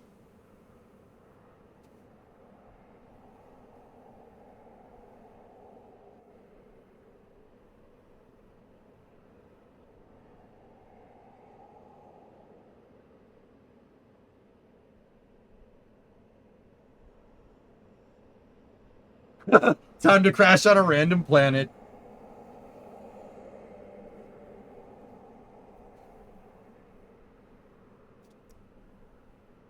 Can you imagine that? Everyone could just play.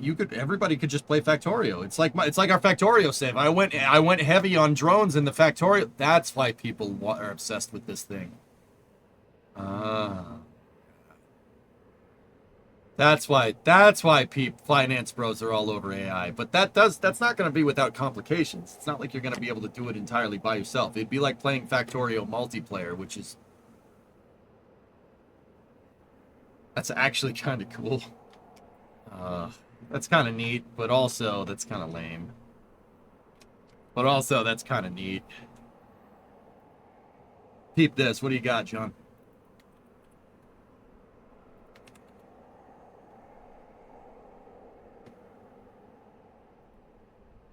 Figure AI had one of its robots race an intern to sort out packages.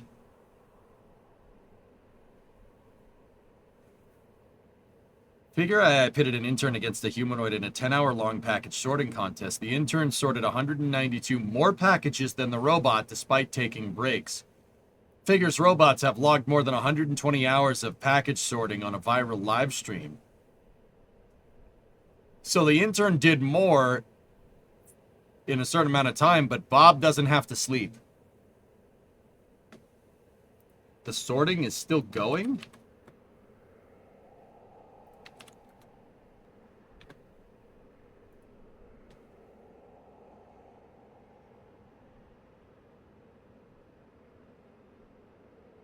Oh, you dropped one, Bob.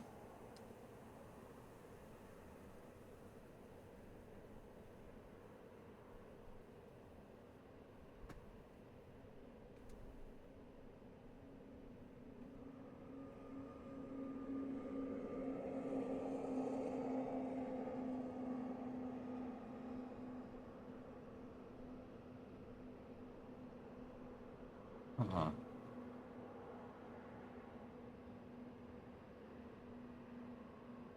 That's fascinating, dude.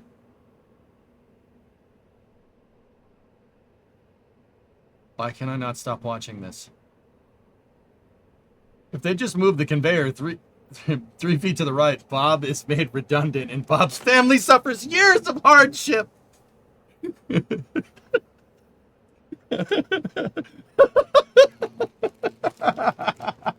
Wait a minute, I've seen that movie before. Wasn't Tom Cruise in that? Wait, is there sound? Hold on. Oh, no.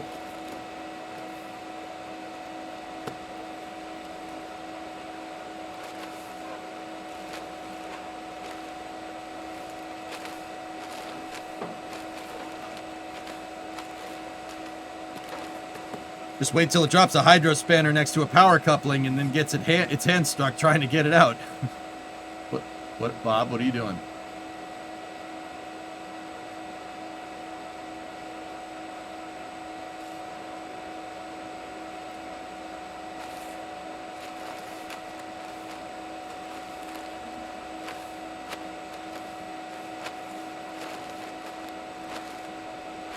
He's about to whip the name. Okay, I'm good.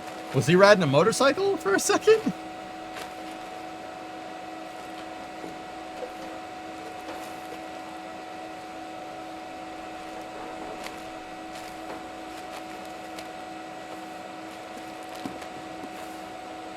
Why is he putting every box label side down?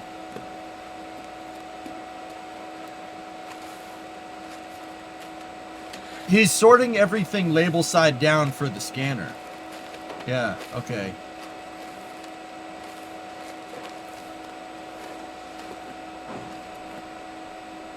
Oh! Oh! Oh! Yeah, we're switching the bot operator.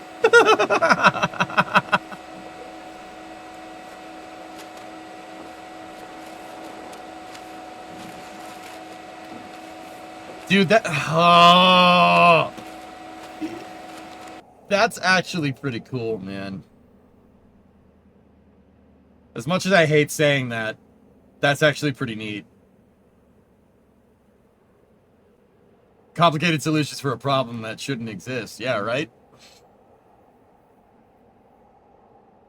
It really is, Mason. That's pretty impressive, dude. Like robotics-wise, that's pretty damn cool. Soul-killing job. Dude, you know what, man? You could say working on a line is soul-killing, but also at the same time, dude, you can zone the frick out doing a job like this. You can zone the frick out. It's almost meditative. I've done it. I've done menial tasks like this, man. I worked a regular job before. I've worked many different types of regular jobs.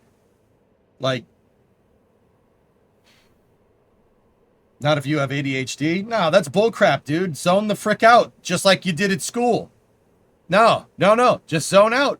Look out the window. You can do this and look out the window at the same time, dude. Oh, absolutely.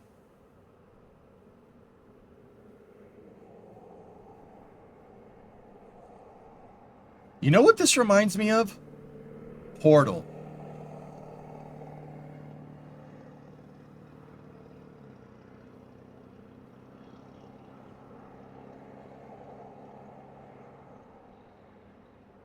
Oh, God. Wait, no, do we want that? Do we want that?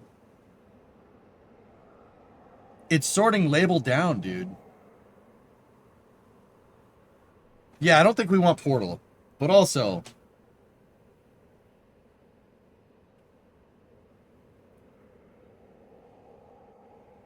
you could use some explosive lemons. I'm sure we could figure out a use for that. This was a triumph.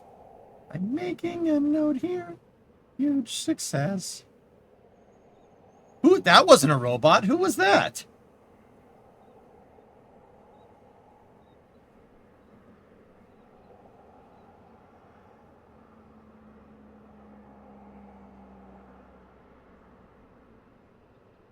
That dude.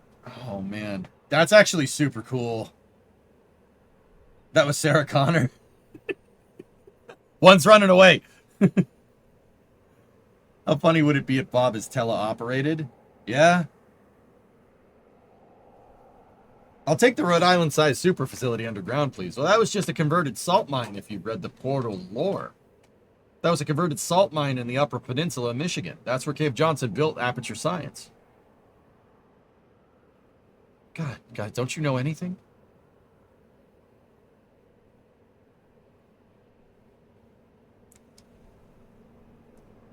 $10 million for a robot that can pay, you could pay 3 people $70K per year to do. Oh, no doubt, dude. Yeah, no doubt. I'm not saying that this is a particularly good thing, but see, like, now, it swaps with ones behind it when the battery's low. Yeah, it dropped one. I saw it. Do you think these robots could be useful on the moon? Yeah, sure. For doing menial tasks and setting up a colony for people? Yeah, absolutely.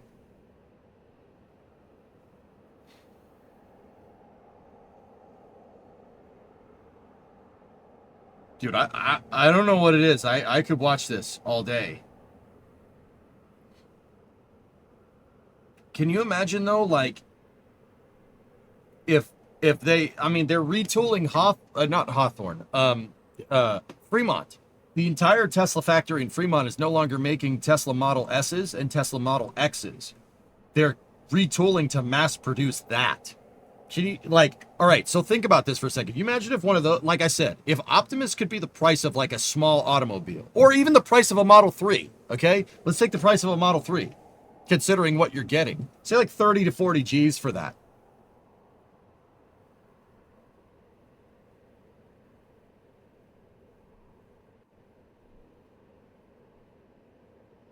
You'd never have to maintain the damn thing. Now, like, people look at that and say, like, oh, you know, you're gonna, you know, you could lose your job. And yeah, that absolutely sucks. I wouldn't wish that on anybody, and it is kind of bullcrap. I'm not gonna sit here and pretend like it isn't. But that means you could, like, think about it like this. Dude, you could open a restaurant, which does not have a high profit margin at all, and you could have that be your line cook. Line cook never gets tired. Line cook never makes a mistake. Or you could have one of these things making a pizza, right? And you would. Now, keep in mind, like, I wouldn't have this thing be your waiter or anything. I'd probably still have people if I was in a restaurant, right? But also, yeah, he missed one. Label side up. Right when I said he doesn't make a mistake, right? This line cook is making a bunch of mistakes. Yeah, that's true, right? Robo, like, you could do something like that. And that makes a restaurant doesn't really operate off of high profit margins. I worked in many restaurants. It doesn't operate off high profit margin. You don't. Bob, there we go. Who's that guy? Principal Anderson, right? Are you starting to see why I come home with existential dread every day? No. Well, Bree, yeah, in the interim, right? But you could freaking... Everyone could play Factorio with this. Like, everyone. If it was at the price point of a small car, we could have one of these around the house doing all the chores for us. Watering the plants, taking the dog... I'd still take the dog out, but... Right? Like, that's time where you could be doing something else. Also doable for much less with non-AI systems, or just making a scanner that can scan from any angle. Aqualix, I'm not going to say that you're wrong, but also at the same time, I don't think that's necessarily the point of the exercise, to show that the robot is good at sorting packages. If you're trying to come up with, this is a much simpler, so that, like, it's not about it. It's to show that it can do it. Like, this is not to say, like, this robot is good at sorting packages. It's to show that this thing will never get tired. It'll just keep doing the same thing over and over again as long as it has an electrical charge.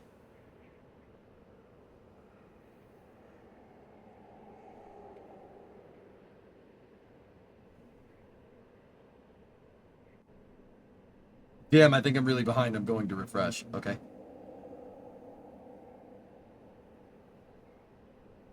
Humans excel at flexibility, not a redundant task. Sure. Keep in mind, guys, that's not an Optimus robot. I don't know what type of robot this is. How are we going to afford a bot when they take all the jobs?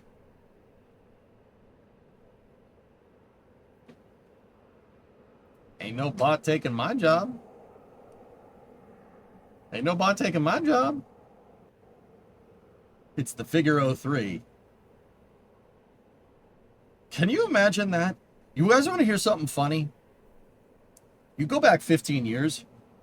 I tell my parents, 23-year-old EJ tells EJ's parents. I tell my parents that you could do this thing where you could sit there and you could interact with your community and you could play video games or you could teach them things. And you know what? You know what the answer I got? That's not a sustainable job.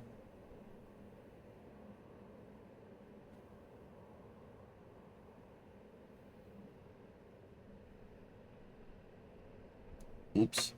Somebody could easily replace you with an AI EJ. How do we know you haven't done that already? Hey, Heiki, what's up? Problem is, do you think it's going to be accessible to the average person? If you mass produce them, sure, why not? You underestimate, if there's no jobs, no one has money, so there's no subs or bids.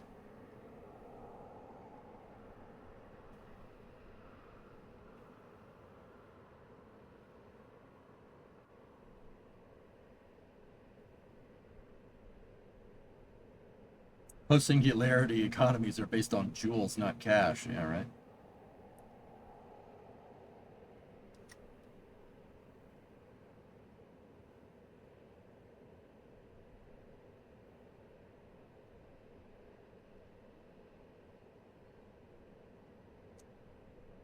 Synth EJ is a thing. Close proximity to Boston, for sure. He's a product of the Institute.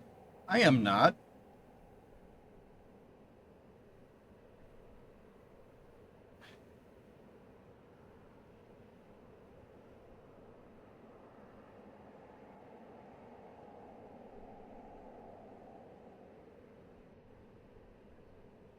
No, I was just thinking, like, sit there and you could just play Factorio all day, but in real life, just make stuff. Are you gonna play Forza Horizon 6? Do you guys want me to play Forza Horizon 6? Maverick, I didn't think I think that like Forza Horizon 6 would go over as well as like Battlefield does.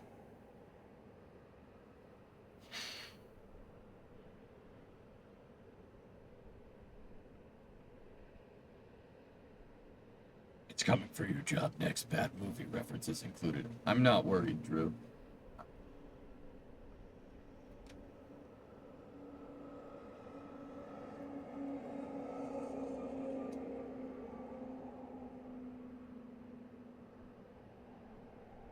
You play Factorio now? Yeah, I have a Factorio save going. Interesting. Anyway, I could watch this all day for some reason. I don't know why. It's like one of those things.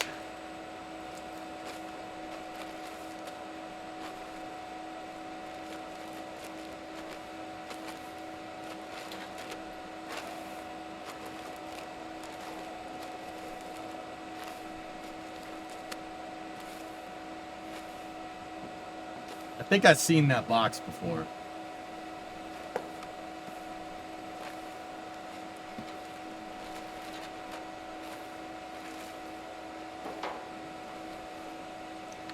Here it is swapping. Let's see.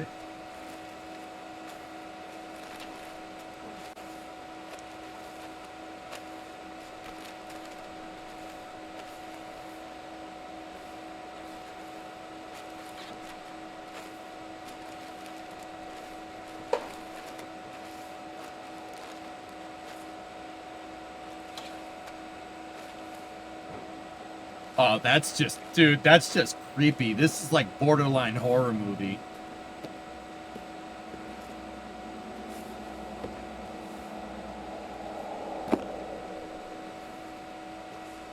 What the frick?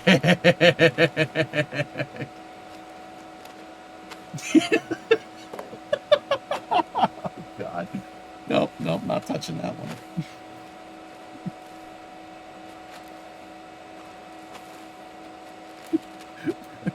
Jesus Christ. Dude. That was funny, but be quiet.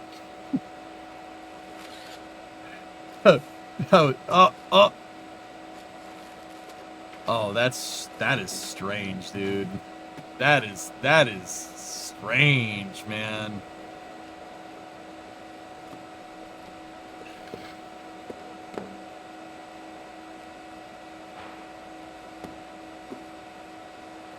Hello, yeah.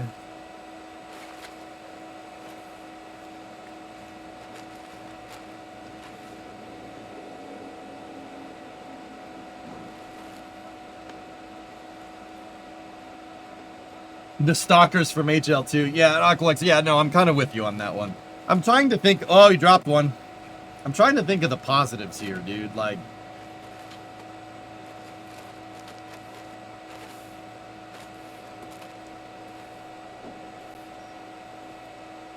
SpaceX will spend 1 billion more on Starship this year compared to 2025, from 3 to 4 billion. Yep, Billy's. And that's what I've been saying, dude. It's interesting because with that S1 thing, you know what? Can I just keep that? Just gonna keep that going in the background with Starbase. It's kind of nice hearing that. I told you that the Starship program is similar funding to SLS, which is crazy when you think about it. Package loss. I like the idea of bots, but I hope we also get to the part where people don't need to work to survive. That way we can focus more on stuff like arts and science. I hear what you're saying, Ben, for sure. I figured out a way to do that and get paid for it. I know what you mean, though. I'm just being a jerk. Gosh, it's like super heavy vehicles are expensive no matter what you do. Yeah, I know. That's weird.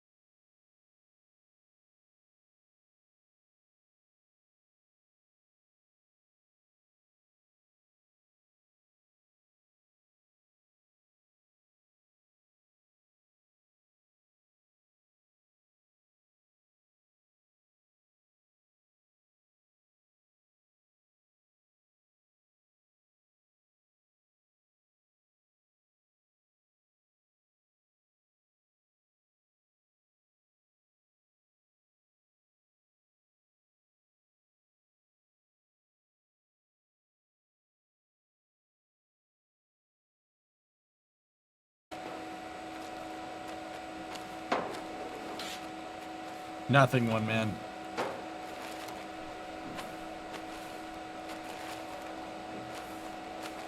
Starship, I don't think you're right, dude. We'll see. Let's get back over here. I wanted to see this. L3 Harris Technologies has announced a major milestone in propulsive innovation with the successful self-funded testing of 2 advanced rotating detonation engines, RDEs.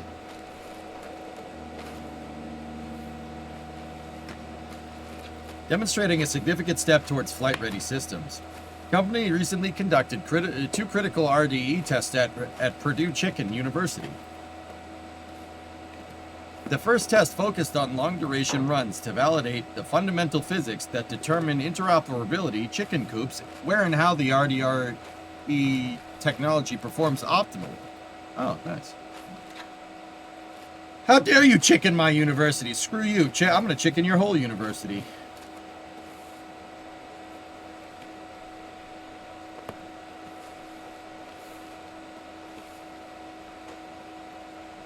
We just got trolled. Yeah, we did.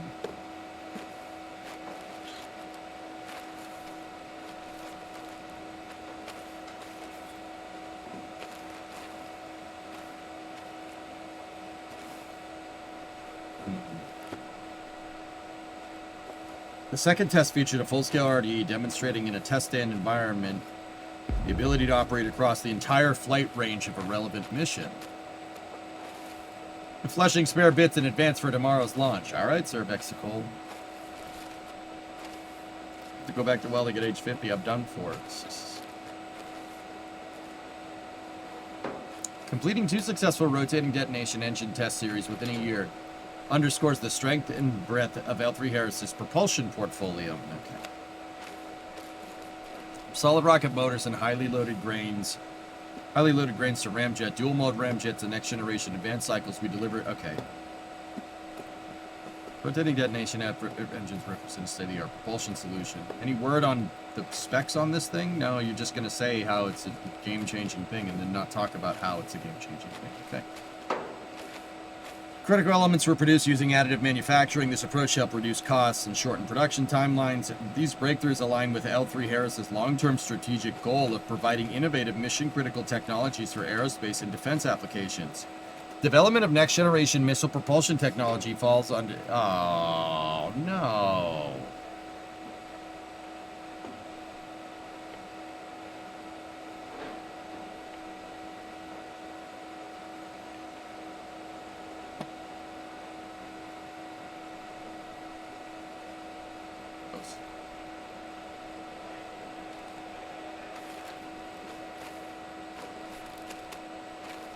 Imagine Raptor RDREs, 10 to 15% more efficient Raptors than already.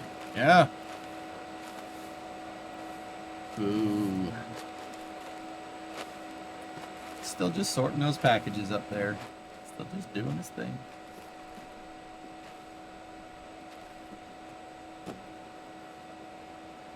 That's where the money is.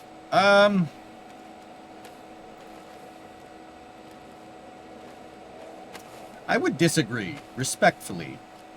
Just this, respectfully. Now, EJ, you know our best tech innovation comes from weapons research.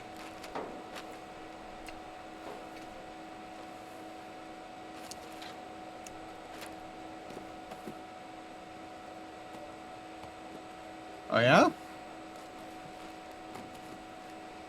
Maybe times are a-changing, boy. That's where the easy money is. That's a good point.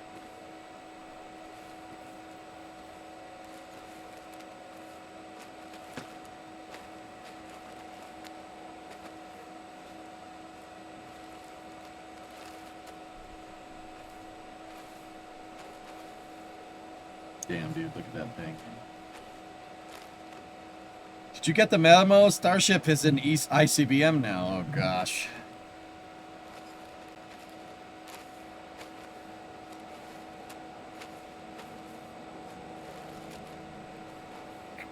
It is pretty, yep. Alright, fellas.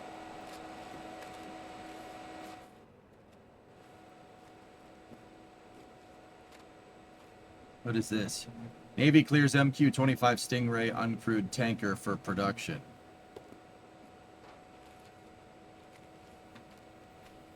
Interesting.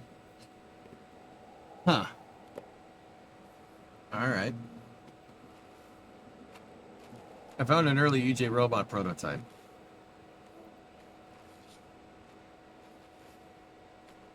The Atlas robot swearing. The Boston Dynamics is from around here. I think Flight 12 is still tomorrow, yes.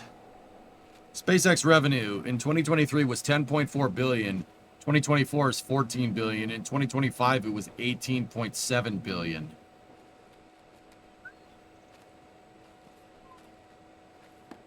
I wonder how much of that, I wonder how much of that was profit. That's Battlefield EJ, not Space and Rocket Review EJ. That's right. Do you have a stakeout? I don't know. I signed up for one. Whether that happens or not is another story.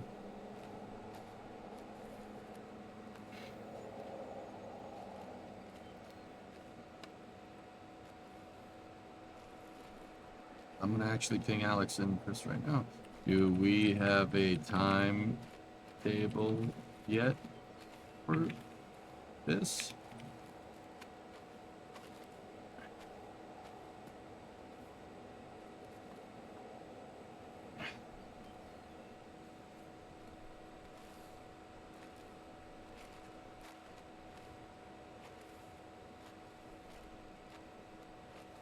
You're 14 hours ahead, so my mind tricked me into thinking it would launch it move to Friday because you're already in the 21st. It's all good.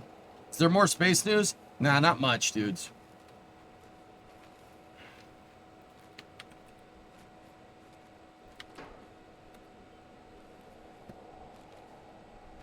Corey Bruno tweet. People think 110-year-old ships looked like pirate ships. Reality was pure steel and...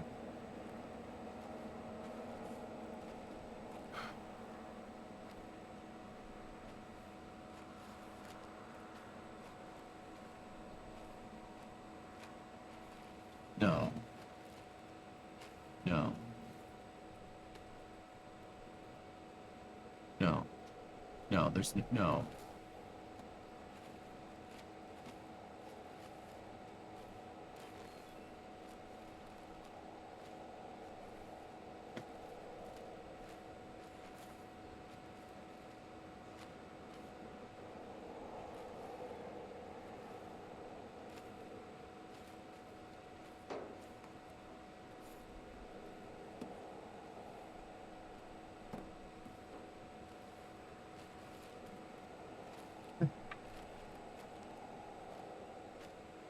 Forgot Texas served in World War One. No, I knew that.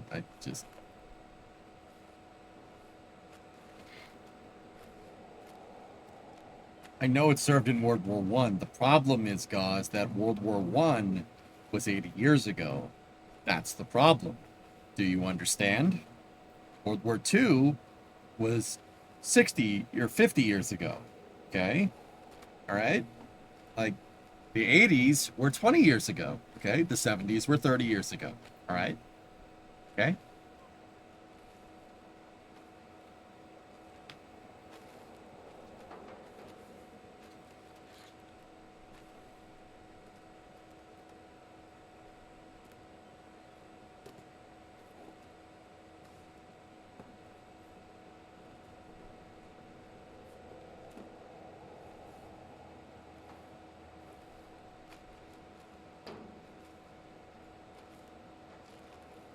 Yeah, 23rd. I only started streaming like maybe a year ago. So, nope.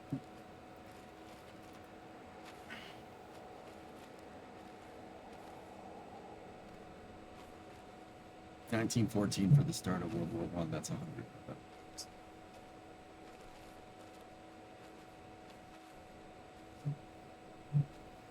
That's weird, man. Tori Bruno video. If you breathe deeply, you can smell the copium. Oh. Alright, dudes. So, Here's the thing. All right, I'm gonna pause sorting robot man.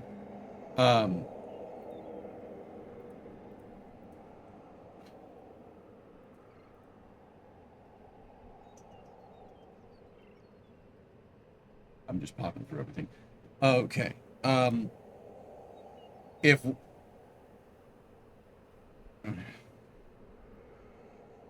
If we are if Starship is going, and it looks like it is, guys, I'm going to need to get some sleep tonight. And make sure I'm up in the morning. If NSF, if we're doing a stakeout with NSF, I don't know. I haven't really had any. We haven't really gotten any updates up there, per se.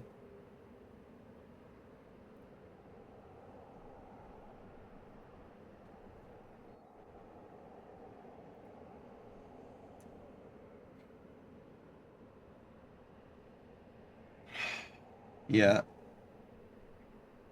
It's tomorrow now? Yes.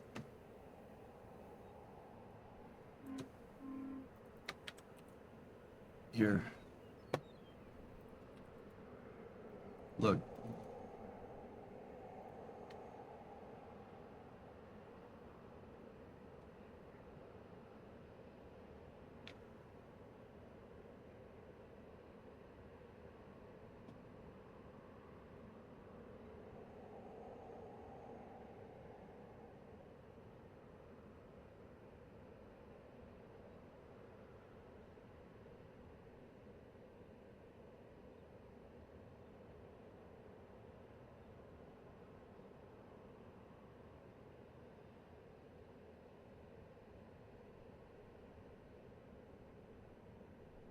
No news from SpaceX is good news.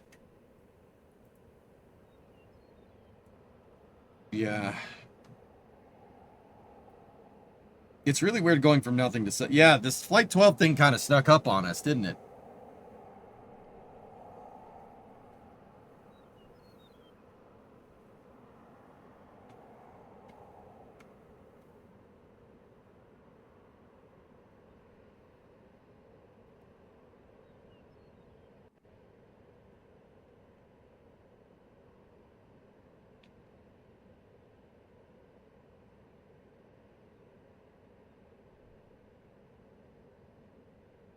All right.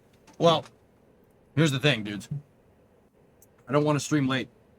I don't want to stream late tonight because if NSF needs me, it's going to be early in the morning to do the stakeout stream.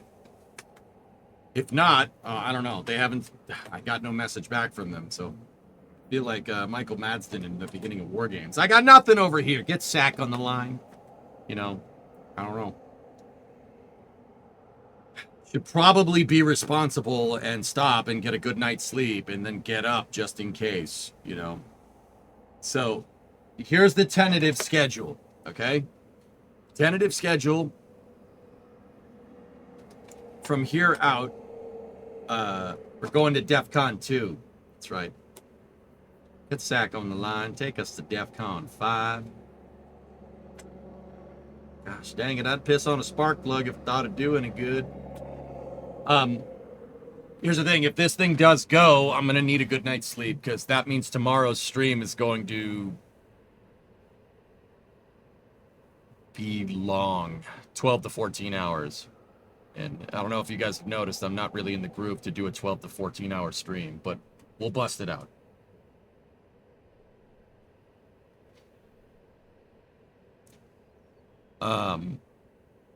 Yeah, guys, like, here's the thing. It's gotta, if this mission goes, right, we're gonna be here all day. So, I think we're gonna pack it down here, just for now, so I could get some sleep, and relax, because tomorrow's gonna be crazy. If the rocket doesn't go tomorrow, and it moves to Friday or something, right, if that happens, we'll be out here working on the car.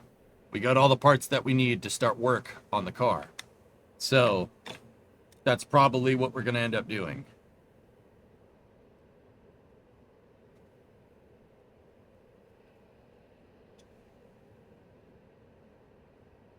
Oh gosh, sorry. So yeah, that's gonna do it for me. We did space news today. I'm gonna get us back into the regular schedule, more or less, and we're gonna go from there. So, hope everybody has a good night. We did a little bit of a shorter space news today, but we're gonna get back into it. I gotta start piecing everything back together. It's taking a little longer than I wanted, but here we are. Imagine if they push it back in 12-hour increments. Yeah. Okay, so here's the deal. If I am not in case of tomorrow going and NSF not going, like if I don't get on the stakeout or whatever, what I'm going to do is I'll probably be here earlier and we'll, I don't know, play KSP or something. Maybe work on the car before the stream or something. I don't know. Either way, we'll figure it out. So I'm gonna get some sleep for tonight. Tomorrow's gonna be a big day if this thing goes. If not, we get to work on the car. It's gonna be a good time. All right. Anyway, I'll see you guys then. Thank you very much for watching. And yeah, Flight 12, baby. Flight 12. Flight 12, dudes. Thanks for watching, everybody. I'll see you tomorrow.